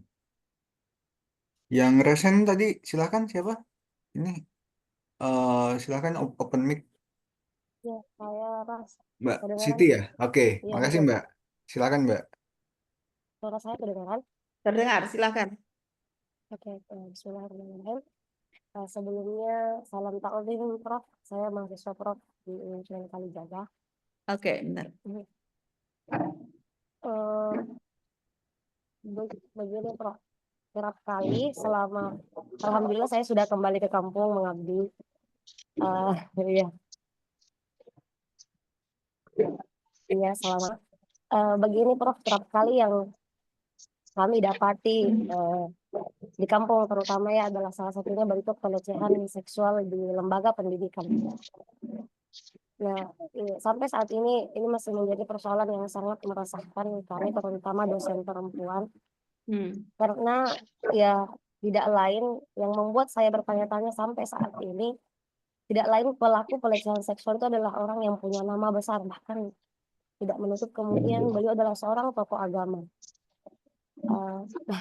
Yang ini saya tanyakan, saya mungkin terlalu awam ya, tapi saya tidak habis pikir kenapa bisa hal itu terjadi. Kemudian ketika kita melaporkannya ke yang memiliki kepentingan, anggaplah yang memiliki lembaga itu, mereka seolah mungkin bukan acuh, tapi terlalu berhati-hati bertindak, jangan sampai itu akan merusak nama lembaga.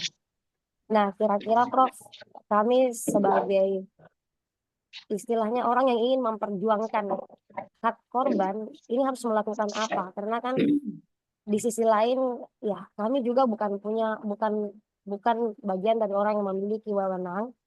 Kami bukan LBH dan sebagainya, tapi ya kami ingin menyuarakan itu sebetulnya karena ini sudah sangat lama tidak di satu kampus kami menyaksikan ini di Sulawesi dan kami mendengar, tapi seolah kemudian setelah disuarakan hal itu hilang begitu saja ketika pemangku kepentingan mengetahui dan justru yang menyembunyikannya dengan sangat dalam, bahkan korban mungkin ya dibius, ya istilahnya seperti itulah, dibius dengan kata-kata ataupun kepentingan seperti itu. Itu yang pertama menjadi keresahan, baik itu di pondok pesantren maupun di lembaga kampus, dan itu dua-duanya tempat kami mengabdi sebetulnya. Yang kedua, menyambung pembahasan kita minggu lalu terkait khitan perempuan. Saya dulu skripsinya mengkaji tentang khitan perempuan dalam perspektif hadis, dan fokus kajian saya di tempat saya sendiri, dan betul kami dapati dalam prakteknya itu betul-betul tidak ada pedoman ya. Memang tidak ada pedoman dari pihak kesehatan dan itu yang melakukannya adalah dukun. Dalam bahasa kami disebut sanro. Nah, saya terjun langsung ke lapangan untuk melihat itu bentuk prakteknya. Memang mereka menggunakan salah satunya benda tajam dan bendanya itu sudah berkarat. Ya, terlepas dari bagaimana cara mengayunkan bendanya itu, kadang ada yang bentuknya simbolis, ada juga yang ditindih sampai kemudian anak merasa sakit, baru dihentikan. Ya, di hasil kajian saya itu ya saya mengutarakan apa adanya, tapi saya sebagai peneliti mengatakan sebagai kesimpulan bahwa hitan perempuan itu tidak memiliki dasar yang kuat baik dari segi agama maupun kesehatan. Sehingga memang sangat penting untuk melakukan sosialisasi yang mungkin tidak diterima kalau secara langsung kita mengatakan penghapusan.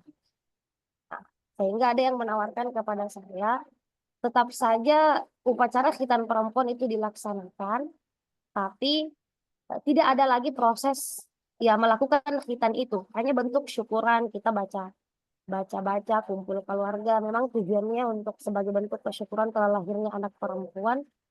Ya, dan itu bentuk silaturahmi juga. Ya, untuk sementara saya sepakat dengan itu. Yang penting prakteknya tidak sembunyi-sembunyi lagi.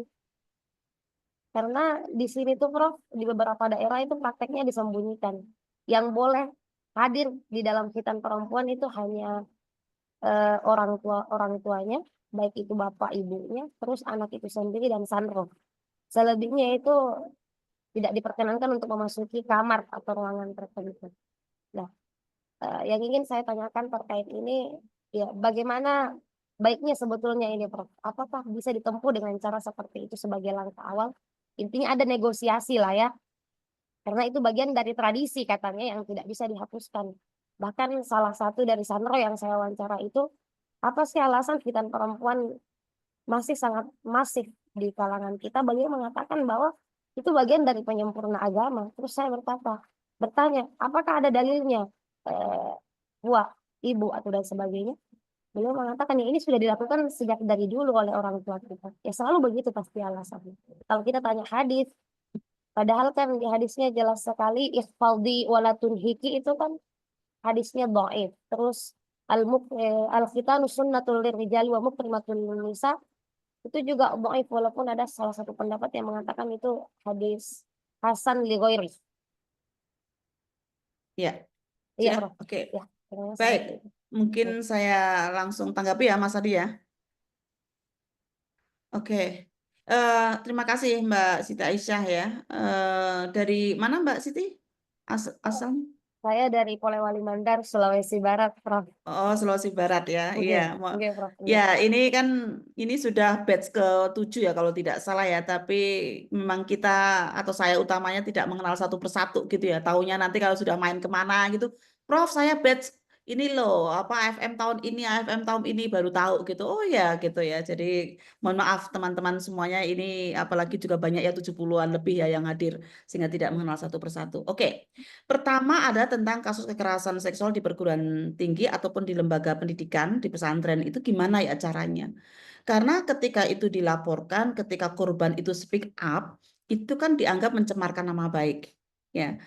Karena itu kita perlu, itu kan mental modelnya kan begitu. Sehingga perlu kita ubah ya. Kita perlu rethinking dengan cara bahwa lembaga pendidikan yang baik dan penuh berkah ya itu adalah lembaga yang mampu menyelesaikan kasus kekerasan seksual dengan seadil-adilnya dan berpihak kepada korban, bukan yang menyembunyikannya.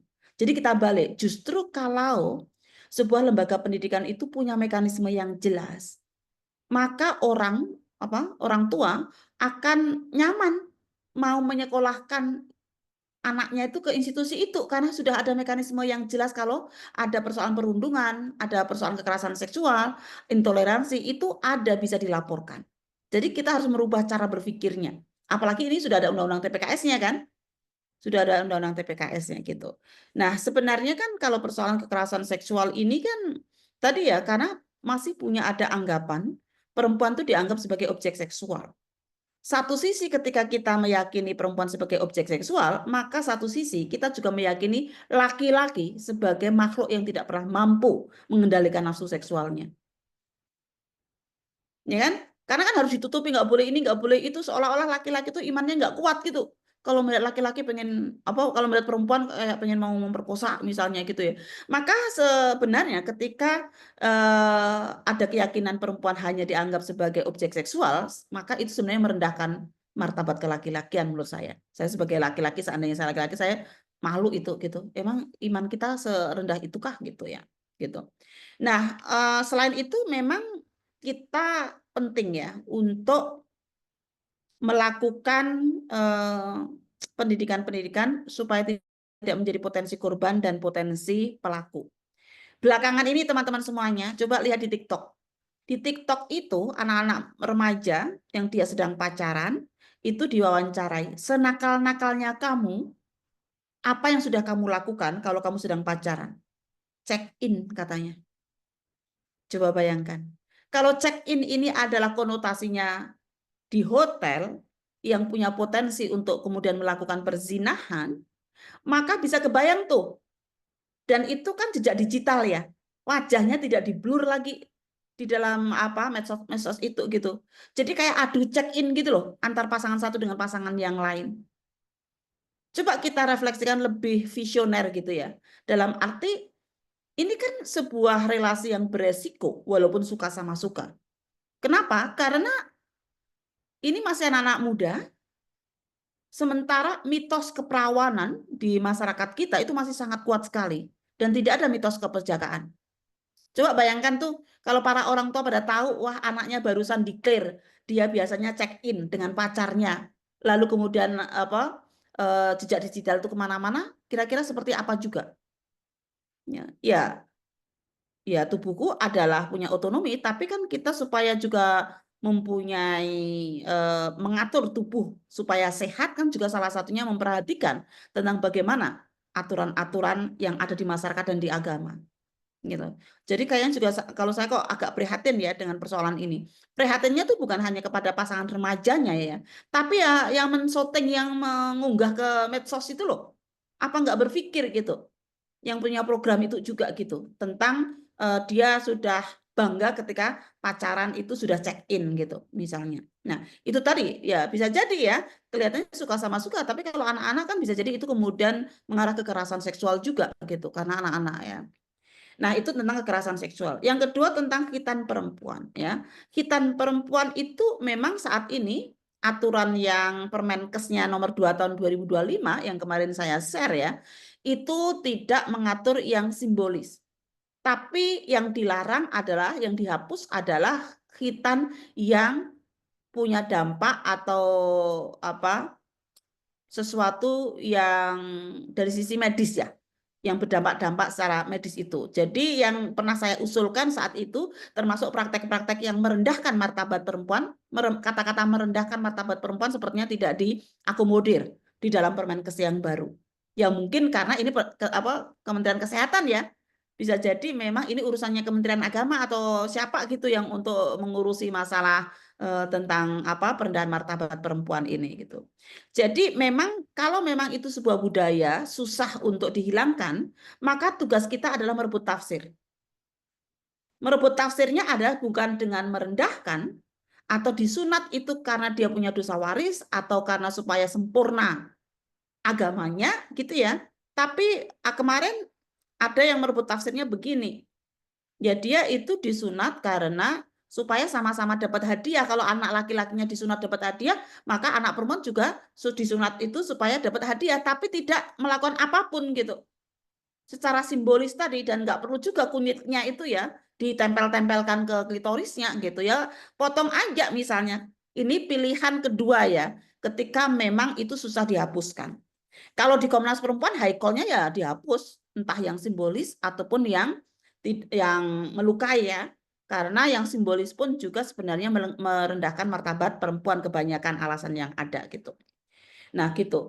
Karena itu memang kita harus merebut tafsir. Nah ada pertanyaan di Q&A ya, tadi juga terkait dengan SAF ya. Terkait dengan SAF perempuan, itu gimana perempuan apa?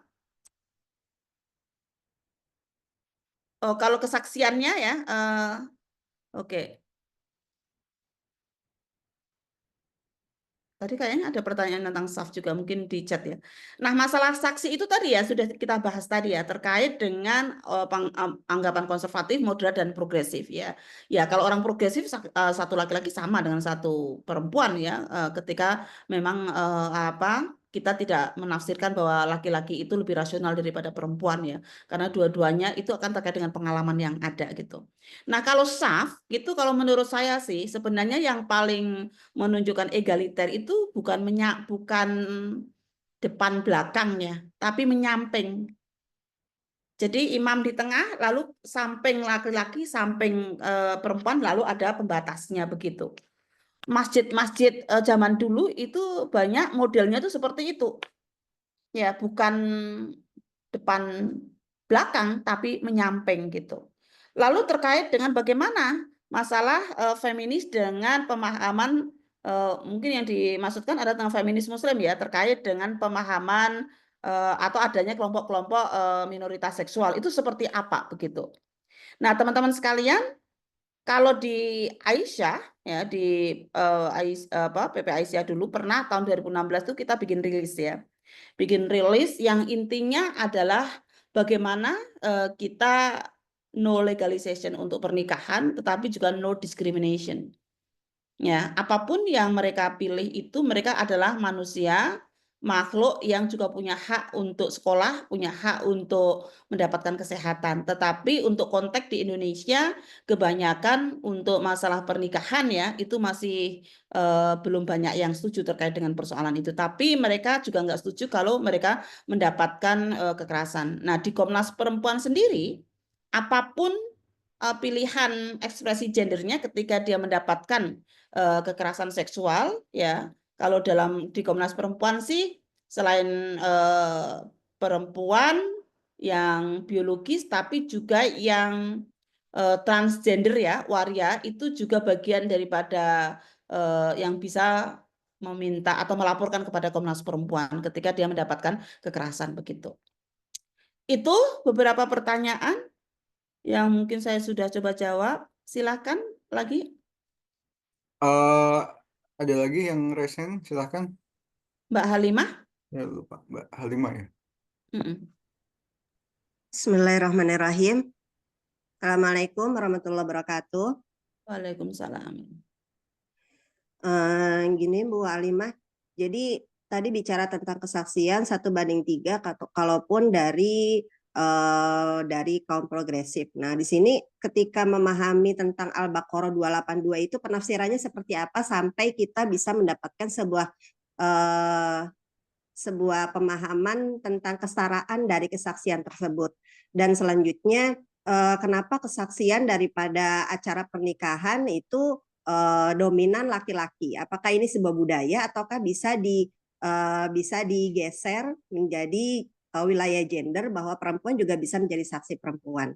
Dan selanjutnya di sini untuk hak waris perempuan itu setengah dibandingkan laki-laki itu seperti apa itu untuk penafsiran secara feminis muslimnya? Terima kasih. Oke. Yang pertama terkait dengan surat Al-Baqarah ya, ayat 282 tentang ayat saksi gitu ya. Nah, nanti sebenarnya Bu Halimah kalau baca buku saya Feminis Muslim di Indonesia itu akan lebih komplit ya tentang bagaimana tafsir-tafsir dari 3 kelompok itu. Tapi intinya adalah kalau kita melihat asbabul nuzulnya daripada ayat itu kan saat itu memang pengalaman perempuan untuk masalah-masalah muamalah itu kan belum banyak terpapar kan begitu atau belum banyak perempuan yang mengalami pengalaman-pengalaman untuk memahami ya isu-isu bisnis itu sehingga kemudian saat itu 2:1. Tapi kan lagi-lagi kalau kita berpikir secara konservatif, moderat, progresif ya. Kalau orang progresif kan substansinya kan sebenarnya bagaimana proses muamalah ini berjalan dengan baik, berjalan dengan adil, dengan saksi yang ada itu. Kalau kemudian itu dikarenakan karena pengalaman perempuan itu lebih sedikit daripada laki-laki, tapi sekarang ini kan juga semakin banyak perempuan-perempuan yang juga sudah mumpuni ya untuk menjadi saksi dalam persoalan-persoalan itu. Tapi bagaimana di isu-isu pernikahan kok masih sangat patriarki banget, masih sangat mungkin konservatif atau paling banyak moderat gitu ya. Ya memang itu agak susah ya, masalah wali juga gitu ya terkait dengan persoalan itu gitu. Jadi ya kadang-kadang pakai pendekatan yang difference ya. Ya sudahlah saksinya tetap bapak-bapak ya. Lalu atau wali tetap bapak-bapak asalkan kemudian pernikahannya juga berjalan secara egaliter gitu. Kemarin ada ya yang kemarin ada mahasiswa S3 saya yang menyampaikan bahwa dia juga sedang akan melakukan tafsir tentang wali misalnya, yang mana harapannya perempuan pun juga bisa menjadi wali nikah gitu. Tidak hanya laki-laki saja misalnya ya. Nah, jadi memang ini masih PR yang panjang untuk kemudian menjadi pemikiran yang progresif terkait dengan persoalan saksi dan wali ini. Lalu yang kedua tadi apa, Mbak? Hak waris, Bu. Ya, hak waris pertanyaannya. Di situ hak waris kenapa di dalam Al-Quran tersebut setengah dibandingkan laki-laki di situ. 1:2 di situ. Ya, lagi-lagi ya, nanti warisan juga ada dalam buku saya Feminisme Muslim di Indonesia gitu ya, kalau ingin tahu lebih detailnya tentang bagaimana pendapat para ulama dengan dibagi 3 kelompok tadi. Makanya kalau misalnya begini nih, satu contoh warisan ya, keluarga saya aja deh gitu ya. Saya menikah dengan seorang laki-laki, dia anak pertama, dia kuliah di perminyakan sampai 10 tahun, nggak lulus-lulus, untung ketemu saya akhirnya lulus. Lalu dia punya adik perempuan yang tidak mau kuliah. Ya, nah sekarang ketika pembagian warisan, ya kan, kalau mau yang pakai konservatif, walaupun kakak laki-lakinya sudah kuliah lama dan menikah dengan seorang profesor, dia tetap dapat 2, karena dia seorang laki-laki. Ya kan? Itu kalau pakai pemahaman yang konservatif, berdasarkan pemahaman tekstual apa adanya dalam Al-Quran tadi. Yang kedua, kalau pakai moderat, ya, oke Mas, kamu dapat 2, adikmu dapat 1, tapi mungkin nggak biaya kuliah kamu selama 10 tahun itu diambil dulu, lalu diberikan kepada si anak perempuan. Misalnya, itu cara-cara ya, supaya kemudian akhirnya tetap mendapatkan bagian yang banyak juga si perempuan ini. Atau kalau yang pakai progresif, ya sudah mungkin dalam kasus saya ini yang Jogja nggak perlulah dapat warisan, cukup orang yang Pemalang aja gitu, karena sudah cukup yang Jogja ini nggak butuh lagi gitu. Atau kalau mau dibagi ya 1:3 misalnya, adik perempuannya dapat 3, suami saya dapat 1 aja gitu, 1 bagian gitu. Itu yang progresif. Nah, dalam kasus keluarga kami itu, walaupun kami mencoba menawarkan progresif, tapi ibu mertua kami nggak mau, tetap milihnya itu moderat gitu ya, karena ada teks keagamaannya itu tadi ya yang jelas-jelas eksplisit 2:1 misalnya gitu ya. Nah, persoalannya adalah 2:1 itu kan dalam pemikiran ketika semua para laki-laki, anak laki-laki, kakak laki-lakinya itu bertanggung jawab ya apapun yang terjadi pada perempuan gitu. Tapi kan dalam realitas itu tidak kemudian terjadi seperti itu gitu ya, sehingga masalah warisan ini juga perlu dilihat ulang bagaimana sebaiknya untuk kemudian dipikirkan. Kalau di dalam tafsir-tafsir dalam mata kuliah faraid ya, yang saya tahu misalnya beberapa pendapat itu mencoba untuk mengeluarkan harta-harta yang memang kayak tadi, misalnya karena adiknya itu nggak kuliah, maka kemudian diambil harta sejumlah seolah-olah dia kuliah, yang itu tidak termasuk harta warisan. Lalu kemudian baru menjadi harta warisan. Begitu. Gitu sih. Oke, sepertinya di chat juga ada beberapa ya, Mas Adi. Iya Mbak, ini Saf. Lalu gimana sih tadi ada pertanyaan cara apa? Cara mengubah mindset patriarkis. Kemudian apa namanya? Ini ada bagaimana upaya apa namanya? penafsiran ulang Quran dengan kasus surat An-Nahl 1123.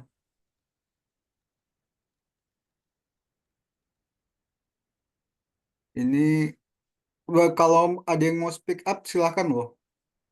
Mau langsung ditanyakan atau mau Oke. dibacakan saja silakan.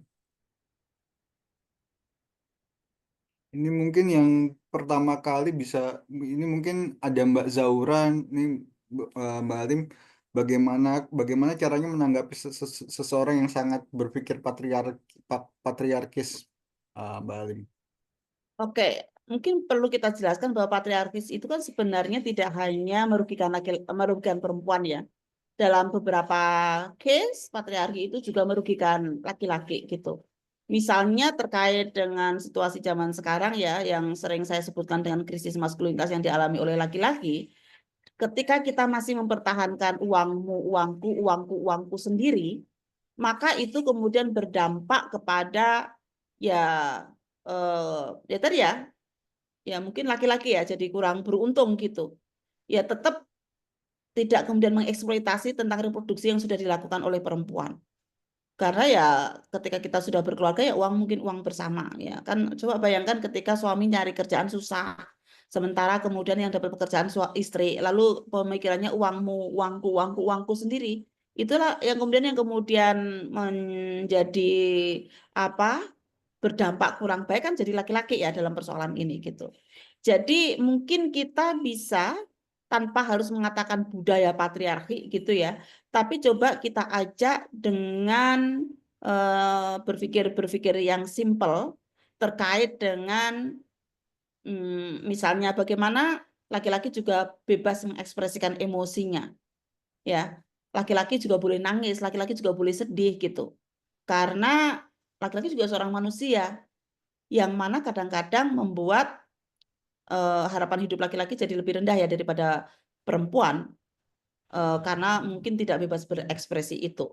Ataupun juga memang kita cara merubah mindset-nya adalah dengan melakukan diskusi-diskusi atau memberikan informasi-informasi ya mungkin salah satunya ya sharing saja konten-konten saya di keluarga-keluarga besarnya untuk melakukan perubahan-perubahan cara berpikir bahwa dengan tidak mengikuti patriarki kita bahagia gitu ya kita bisa saling meringankan, saling menghormati, saling setia dan sebagainya. Itu sih menurut saya beberapa yang bisa dilakukan.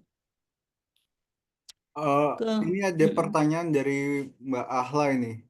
Ketika gender menjadi pendekatan, apa apa yang membedakan atau persamaan gender dengan feminisme, Mbak Alim?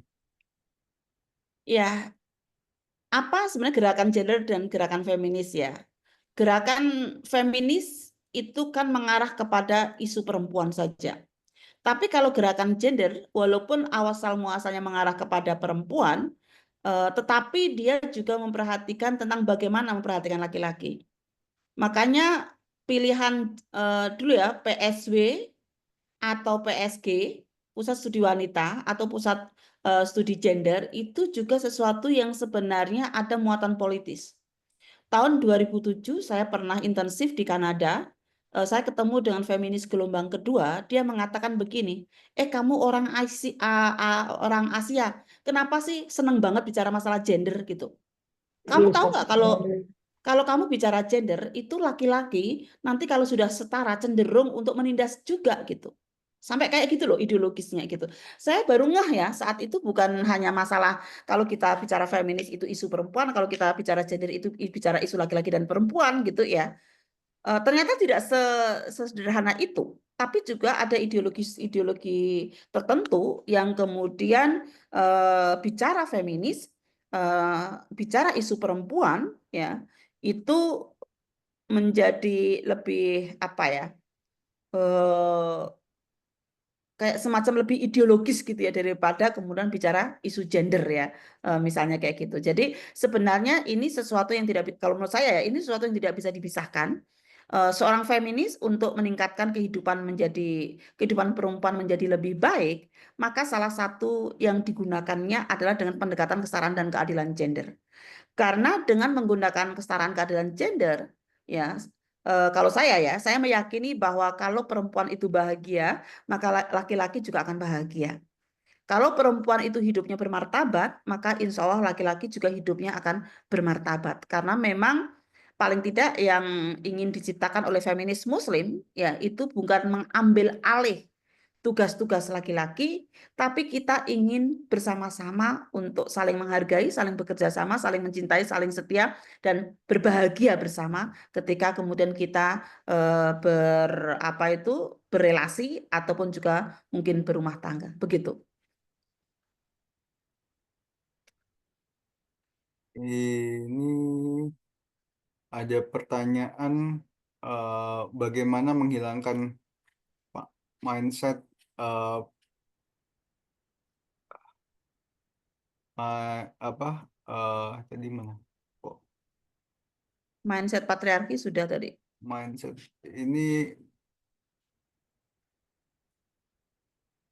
ini bagaimana tadi mana tadi?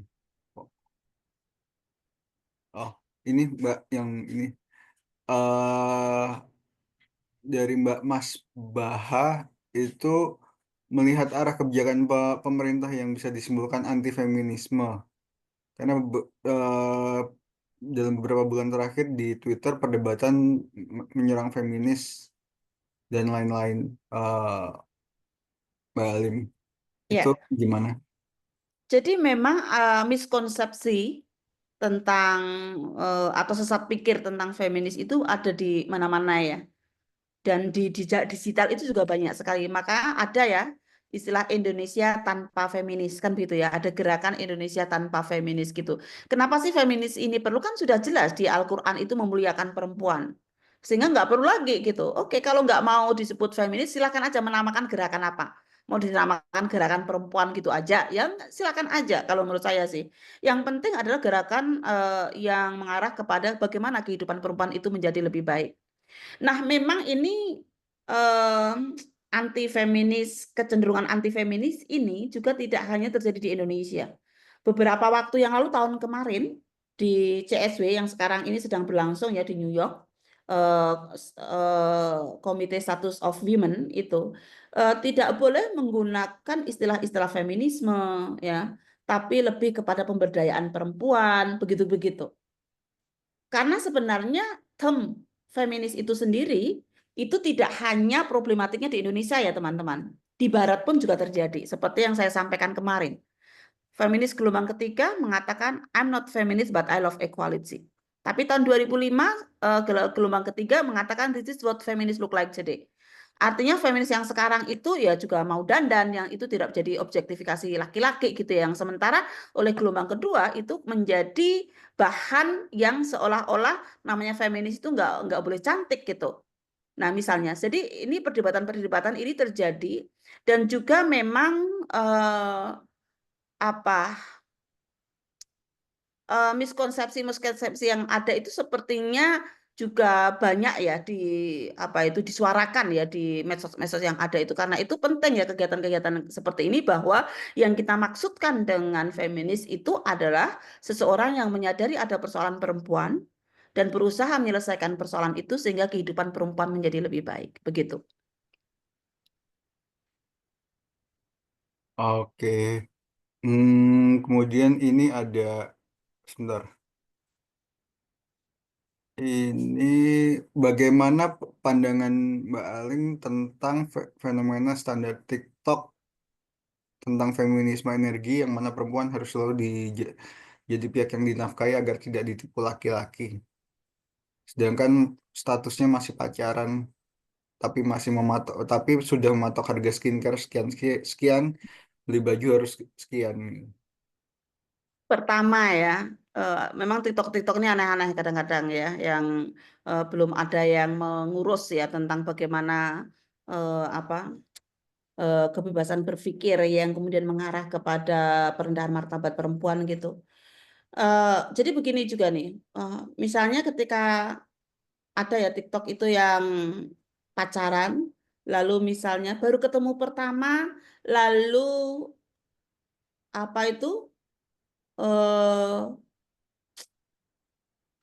apa makannya barengan gitu ya, bayarnya bareng, jangan ya dek, kan gitu toh, ada yang kayak gitu itu seolah-olah kemudian baru baru pacaran aja sudah dituntut laki-laki itu juga yang ngebosin gitu loh, kan sama-sama belum mempunyai nafkah, masih sama-sama ikut nafkah orang tuanya. Loh kalau gini lah saya jadi susah ini karena anak saya tiga-tiganya laki-laki. Nah, masa nanti kalau dia pacaran dia terus yang ngebosin, padahal dia masih minta ke saya gitu kan. Kan nggak fair juga gitu kan. Jadi patriarki itu karena dibangun dari pacaran itu gitu. Ya kan itu. Nah, kemudian memang kadang-kadang apa ya? eh eh, upaya-upaya untuk bikin konten-konten itu ya memang perlu dimasifkan ya. Kemarin di UN Women saya juga ketemu dengan sekitar berapa itu ya, 40-an para konten-konten kreatif ya, untuk bagaimana memasifkan isu-isu Islam progresif atau kesetaraan dan keadilan gender ini yang berbasis hak-hak perempuan gitu. Sehingga kita bisa mewarnai gitu ya. Syukur ini Alhamdulillah Republika Mas Adi dan kawan-kawan kerjasama dengan saya karena melihat konten-konten saya kayaknya lumayan bisa diterima gitu ya, sehingga insya Allah nanti akan ada paling tidak 10, kemarin saya satu hari tapping 10 konten dari macam-macam termasuk yang check-in tadi itu juga kita akan buat gitu sih. Jadi memang perlu kita kritisi ya terkait dengan konten-konten di TikTok ataupun hal-hal yang merendahkan perempuan itu gitu. Hah? Enggak wis. Tadi Mbak Atika Zainit tadi jadi nanya apa tidak? Iya, jadi Mas. Oh, silakan Mbak. Ya, terima kasih. Halo, Assalamualaikum Prof. Alim dan Waalaikumsalam Mbak Mas. Atika. Ya. Mohon maaf, off cam Prof, soalnya di sini Monggo, monggo. hujan, takutnya iya sinyalnya hilang. Yang mau saya tanyakan ini, minggu kemarin saya mengaji isu feminisme dengan Prof. Alim juga. Nah, apakah gerakan feminisme ini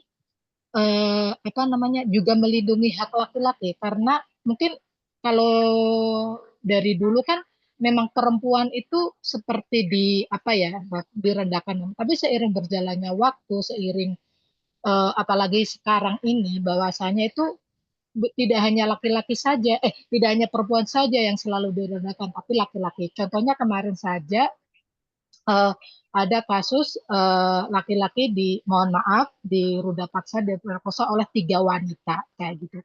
Apakah gerakan feminisme ini juga melindungi hak laki-laki juga kayak gitu? Ya, pertama kalau dari sisi feminis itu sendiri fokusnya ke isu perempuan. Tetapi bukan berarti gerakannya itu menafikan tentang isu-isu yang gender tadi ya. Karena feminis juga menggunakan pendekatan gender untuk mewujudkan cita-citanya. Karena feminis meyakini ketika gerakan gender yang mana kesetaraan laki-laki dan perempuan itu terjadi, maka dengan sendirinya kehidupan perempuan itu akan menjadi lebih baik. Nah, apalagi kalau dalam perspektif feminis Muslim ya. Kalau feminis Muslim itu tidak menganggap man is enemy. Man is our partner to struggle women human's right gitu. Karena itu kayak tadi yang saya sampaikan, budaya patriarki itu tidak selalu merugikan perempuan saja, tetapi juga merugikan laki-laki. Karena itu penting untuk berpikir bagaimana agar kehidupan berbangsa, berkeluarga, bernegara, bermasyarakat ini menjadi tempat yang aman untuk semua pihak. Bukan hanya perempuan saja, tapi juga untuk laki-laki gitu. Begitu Mbak Etika, makasih. Ya. Oh ya, ini Terima kasih Prof. Alim. ya. Jadi man is not our enemy ya, man is our partner to struggle a women's right gitu. Ini terakhir Terima kasih terkait atas arahannya.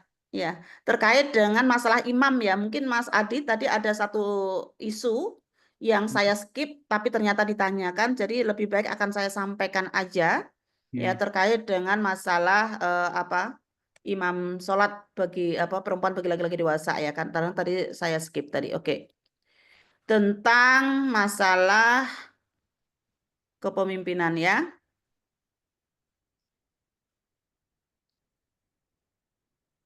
Oke, ntar saya share lagi. Nah, teman-teman sekalian, karena ada pertanyaan tentang imam sholat perempuan bagi laki-laki dewasa, seperti apa sih diskusinya gitu ya? Jadi kalau kepemimpinan di ranah publik dan imam sholat, kepemimpinan perempuan di ranah publik merupakan perdebatan para ulama. Ketika Megawati mencalonkan diri menjadi presiden tahun 2001, kepemimpinan perempuan menjadi isu besar saat itu. Kepemimpinan perempuan di ranah publik juga dihubungkan dengan kebolehan perempuan menjadi imam sholat. Nah, sekarang seperti apa? Ini ayat yang sering digunakan, yaitu ar-rijalu qawwamuna 'alan nisa. An-Nisa 34 ini sering digunakan, walaupun sebenarnya kalau kita lihat secara detail ini adalah sebenarnya ayat tentang KDRT, bukan ayat kepemimpinan gitu. Lalu tentang hadis kepemimpinan perempuan tidak menguntungkan, ini juga sering digunakan, yang mana Abu Bakrah menyampaikan, Rasulullah menyampaikan satu kalimat yang bermanfaat baginya saat perang Unta. Ketika sampai kepada Rasulullah berita bahwa Persia mengangkat putri Kisra menjadi raja, maka Rasulullah mengatakan tidak akan beruntung suatu kaum yang menyerahkan perkara kepada perempuan. Nah, kita lihat asbabul nuzulnya, asbabul wurudnya hadis ini, bahwa hadis ini berkaitan dengan Nabi mengirim dai-nya ke Kisra, ke Persia itu untuk berdakwah, tapi ditolak.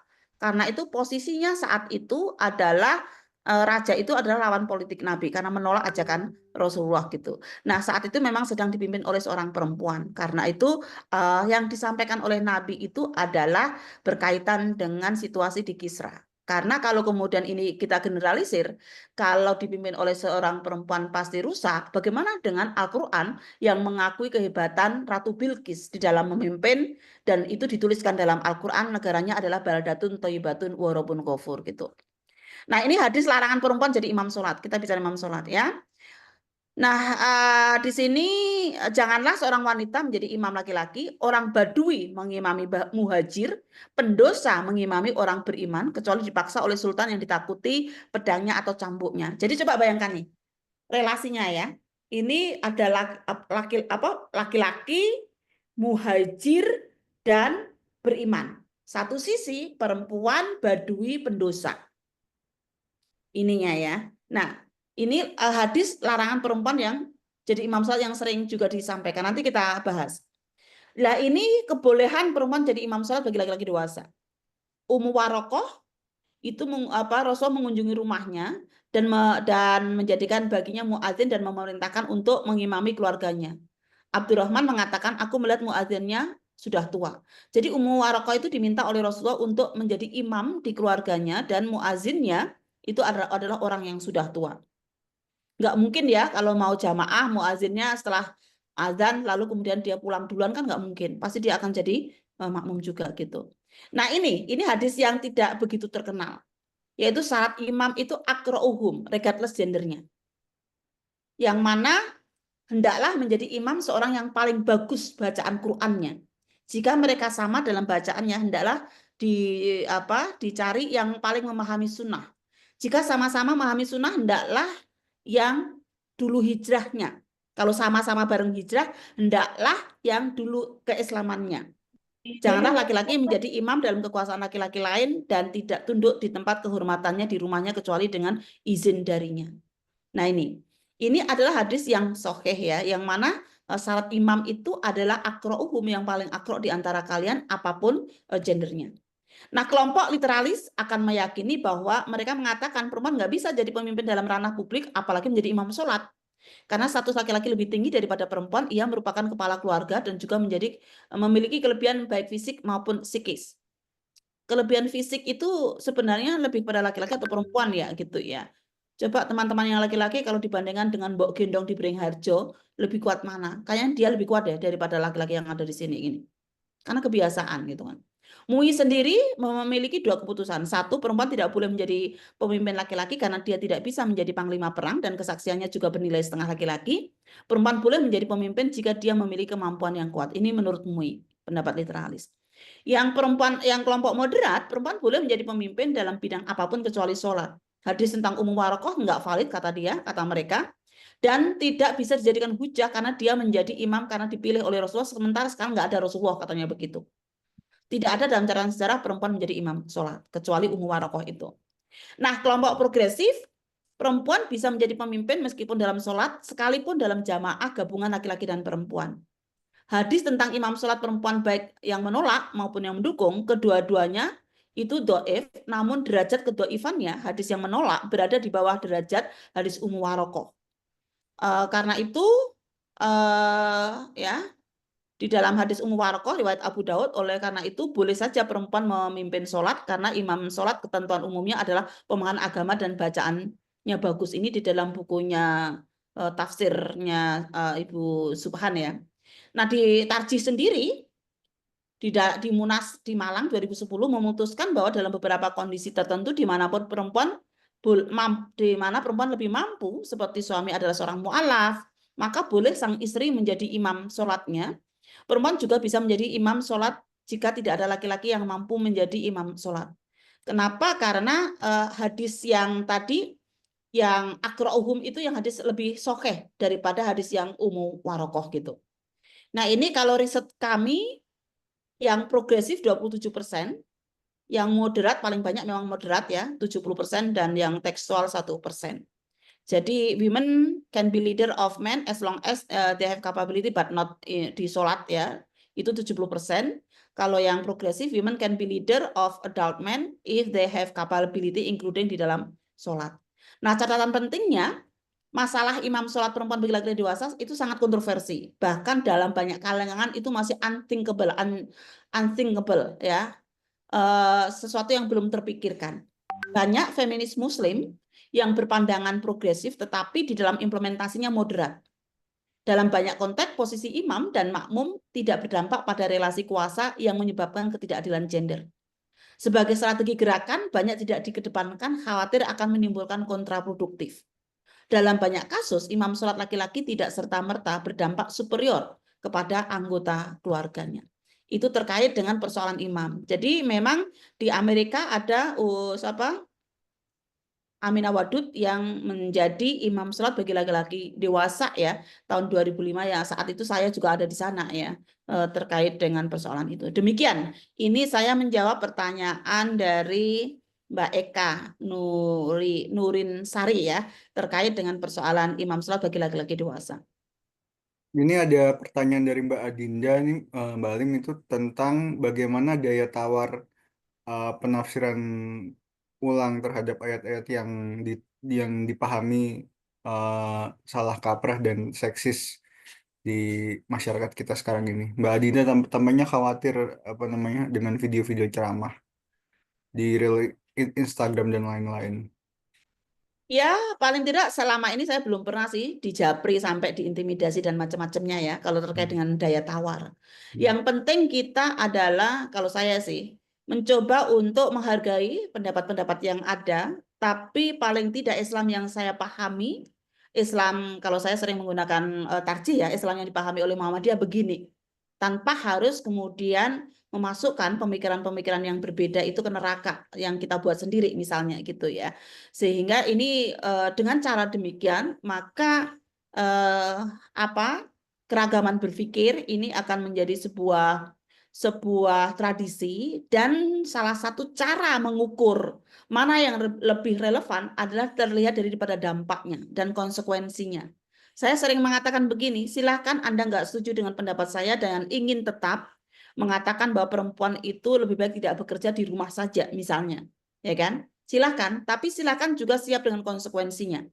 Artinya, kalau ada seorang laki-laki yang melarang istrinya bekerja, sementara dia mempunyai harta yang tidak sampai 7 keturunan, walaupun hartanya itu bekerja itu tidak selalu ingin mencari harta, gitu ya. Maka siap-siap aja, karena kebanyakan laki-laki sekarang meninggal duluan ya, sehingga bisa cemburu di alam kubur gitu. Karena jadi meninggalkan perempuan nggak berdaya secara ekonomi, maka dia bisa mencari atau dinikahi laki-laki lain kan begitu, ya kan? Nah, silakan dengan konsekuensi yang ada itu gitu. Sementara kita tahu bahwa riset Burhani ya, kalau ini Burhani, riset membuktikan bahwa perempuan yang mempunyai ekonomi, yang berdaya secara ekonomi, dia lebih punya daya tawar dalam relasi kuasa yang nggak pas itu. Jangan sampai karena kita sangat tergantung terhadap ekonomi suami sehingga diapa-apain aja mau gitu. Karena itu kita menafsirkan mahar itu sebagai apresiasi atau sebagai alat beli. Kalau itu mahar sebelum menikah itu sebagai alat beli, maka bisa jadi relasi yang terjadi untuk seterusnya dalam pernikahan menjadi relasi kuasa. Karena kamu sudah aku beli, maka kamu harus ikut sama apa yang harus aku lakukan. Apa yang harus aku katakan begitu. Tetapi kalau mahar itu diartikan sebagai apresiasi, yang mana karena kamu adalah calon istri aku, dan sepertinya nanti kalau menikah juga kita tidak memilih child free marriage gitu ya, tapi kita ingin punya keturunan gitu ya, maka berarti kamu akan mengemban tugas yang berat. Karena itu sebagai hadiah ini aku kasih hadiah mahar ini. Gitu. Nah, karena itu kalau kita mahar kita artikan sebagai apresiasi, maka dampak dari relasi di dalam pernikahan itu yang terjadi adalah relasi kasih sayang, bukan relasi kuasa. Itu juga sangat penting ya untuk melakukan perubahan cara berpikir terkait dengan pemahaman bagaimana memahami sebuah mahar itu terjadi gitu. Oke, saya pikir itu, Mas Adi. Ini mungkin pertanyaan terakhir ya. Mm-mm. Mbak Cus ini apa namanya bertanya solusi fundamental apa untuk meminimalisir problem gender dan kebijakan bias dan miskonsepsi dogma agama yang keliru di masyarakat kita. Isu gender itu sangat-sangat dipengaruhi oleh mental model terkait dengan keyakinan perspektif agama yang masih sangat konservatif. Karena itu sesuatu yang sangat fundamental. Kenapa misalnya nih loh, contohnya. Kenapa kekerasan terhadap istri, walaupun undang-undang PKDRT sudah disahkan 20 tahun, itu tetap aja kekerasan terhadap istri itu yang paling banyak dilaporkan gitu. Artinya apa? Berbekal pada kebijakan aja nggak cukup. Tetapi juga harus ada perubahan mindset, perubahan cara berpikir. Ya, misalnya ya terkait dengan persoalan KDRT ini. Tadi kan Ar-rijalu qawwamuna 'alan nisa, itu kan ayat KDRT, bukan ayat kepemimpinan. Ya kan? Ada seorang sahabat yang dia melakukan pemukulan pada istrinya, lalu lapor kepada Rasul. Rasul, aku greget, aku kok gemes banget. Sebel aku sama istriku, habis aku pukul ini. Piye toh gitu kata Rasulullah. Kamu tuh gimana sih gitu? Bukannya kamu tuh harusnya menjadi pendamping dia gitu. Loh kok malah mukulin dia tuh gimana gitu. Kamu kan penegak urusan perempuan, loh kok malah jadi pemukul tuh gimana gitu. Udah, sekarang nggak boleh lagi para suami mukulin istri. Gitu kan. Lalu kemudian Umar bin Khattab saat itu lapor kepada Rasul. Ya Rasul, sejak Rasulullah melarang kami untuk memukul istri kami, maka kemudian para istri-istri ini kok jadinya sombong ya gitu. Boleh nggak kami mukul lagi gitu? Ini kata Rasul ya, ini memang anak ini ngeyel gitu ya. Sudah dibilangin tetap aja gitu kan. Ya boleh, tapi jangan sampai menyakiti ya gitu. Apa indikator tidak menyakiti? Ya kalau tanganmu di atas pundak mukul, nah itu sakit. Tapi kalau di bawah ini, di bawah pundak mukul ya, bukan nyubit ya, maka itu nggak sakit gitu. Maka yang terjadi kemudian terjadi pemukulan lagi dan ada beberapa beberapa sekitar 60-an ya sahabat Nabi perempuan dia demo kepada Rasulullah karena terjadi pemukulan lagi. Ya Rasul, dulu sudah bagus itu. Ada larangan untuk tidak memukul, tapi kenapa sekarang boleh? Tapi kan nggak menyakiti. Siapa bilang tetap sakit kok gitu. Akhirnya apa? Hadis yang disampaikan Rasulullah ketika haji wada saat itu ini yang menurut saya kalau kita bincang suami istri maka ini yang kita gunakan, yaitu yang paling baik di antara kamu adalah yang berbuat baik pada pasangannya. Nah, inilah yang kemudian beragama tingkat advance ya. Sehingga tidak hanya mengacu pada nas-nas agama yang mungkin di awal dakwahnya, dakwah Rasulullah, karena Rasulullah kan dakwah selama 22 tahun ya. Tapi kita juga mengacu kepada ayat-ayat keagamaan yang disampaikan oleh Rasulullah di menjelang beliau wafat gitu. Sehingga kita berdakwah itu atau beragama itu secara advance, secara komprehensif dan mencoba meletakkan pemikiran-pemikiran progresif itu di dalam kehidupan kita, keluarga kita dan juga mungkin di medsos kita gitu. Saya yakin ibaratnya batu itu kena tetesan air yang lembut, dia insya Allah juga akan lubang ya, akan kena gitu. Walaupun memang agak lama sih, karena gerakan feminis muslim itu kan silent revolution, tapi insya Allah akan melakukan perubahan gitu. Sehingga ya alhamdulillah dengan sampai saat ini acara AFM itu masih banyak diminati, berarti ya memang pemikiran-pemikiran kayak gini masih sangat banyak dibutuhkan. Dan saya meyakini berarti semakin banyak diterima oleh masyarakat kita gitu. Wah, pas jam 3, teman-teman sekalian silahkan mengisi absen. Nanti siapa yang berkehendak untuk menulis akan kita coba kumpulkan ya. Siapa tahu teman-teman juga mempunyai passion yang sama untuk menuliskan pengalaman-pengalaman sebagai feminis muslim ataupun aktivis-aktivis gerakan kesetaraan dan keadilan gender ya, yang mungkin bisa kita bukukan secara bersama-sama dan bagian daripada amal jariah kita. Saya pikir itu teman-teman semuanya. Mohon maaf jika ada hal-hal yang kurang berkenan. Kalau ada hal yang tidak sesuai pemikiran saya dengan pemikiran teman-teman, nggak ada masalah. Ya, karena perbedaan itu rahmat asal kemudian kita saling menghargai dan siap menerima konsekuensi daripada pemikiran kita di dalam kehidupan kita sehari-hari, termasuk di dalam bagaimana kita berkeluarga, bermasyarakat, dan juga bernegara dan berbangsa. Kurang lebihnya mohon maaf, sekali lagi terima kasih, sampai ketemu di dalam diskusi-diskusi yang lain. Mungkin kita foto dulu sebelum kita akhiri, ya. Video fotonya. Ya, oke. Silakan semuanya foto semuanya.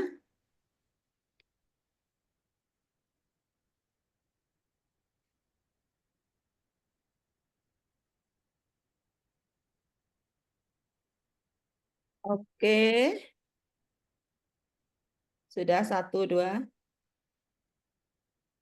Sudah banyak yang keluar ya. Tadi sudah hampir 100-an.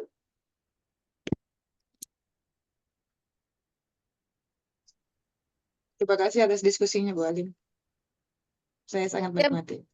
Oke, makasih Mbak Isa, Sama-sama. makasih semuanya. Ka- Makasih. Kita akhiri ya dengan Kami juga tim AFM yang membantu Mbak Alim mengucapkan terima kasih buat partisipasi teman-teman dan mohon maaf kalau ada kekurangan di sana sini, kalau ada pertanyaan yang belum dibacakan dan segala macam, mohon maaf. Mohon maaf lahir batin juga menjelang Lebaran 16 hari lagi kan. Terima kasih buat semuanya. Assalamualaikum warahmatullahi wabarakatuh. Waalaikumsalam warahmatullahi wabarakatuh. Terima kasih semuanya. Kita akhiri dengan hamdalah ya. Alhamdulillahirabbil alamin. Salam sehat semuanya. Assalamualaikum. Salam Indonesia.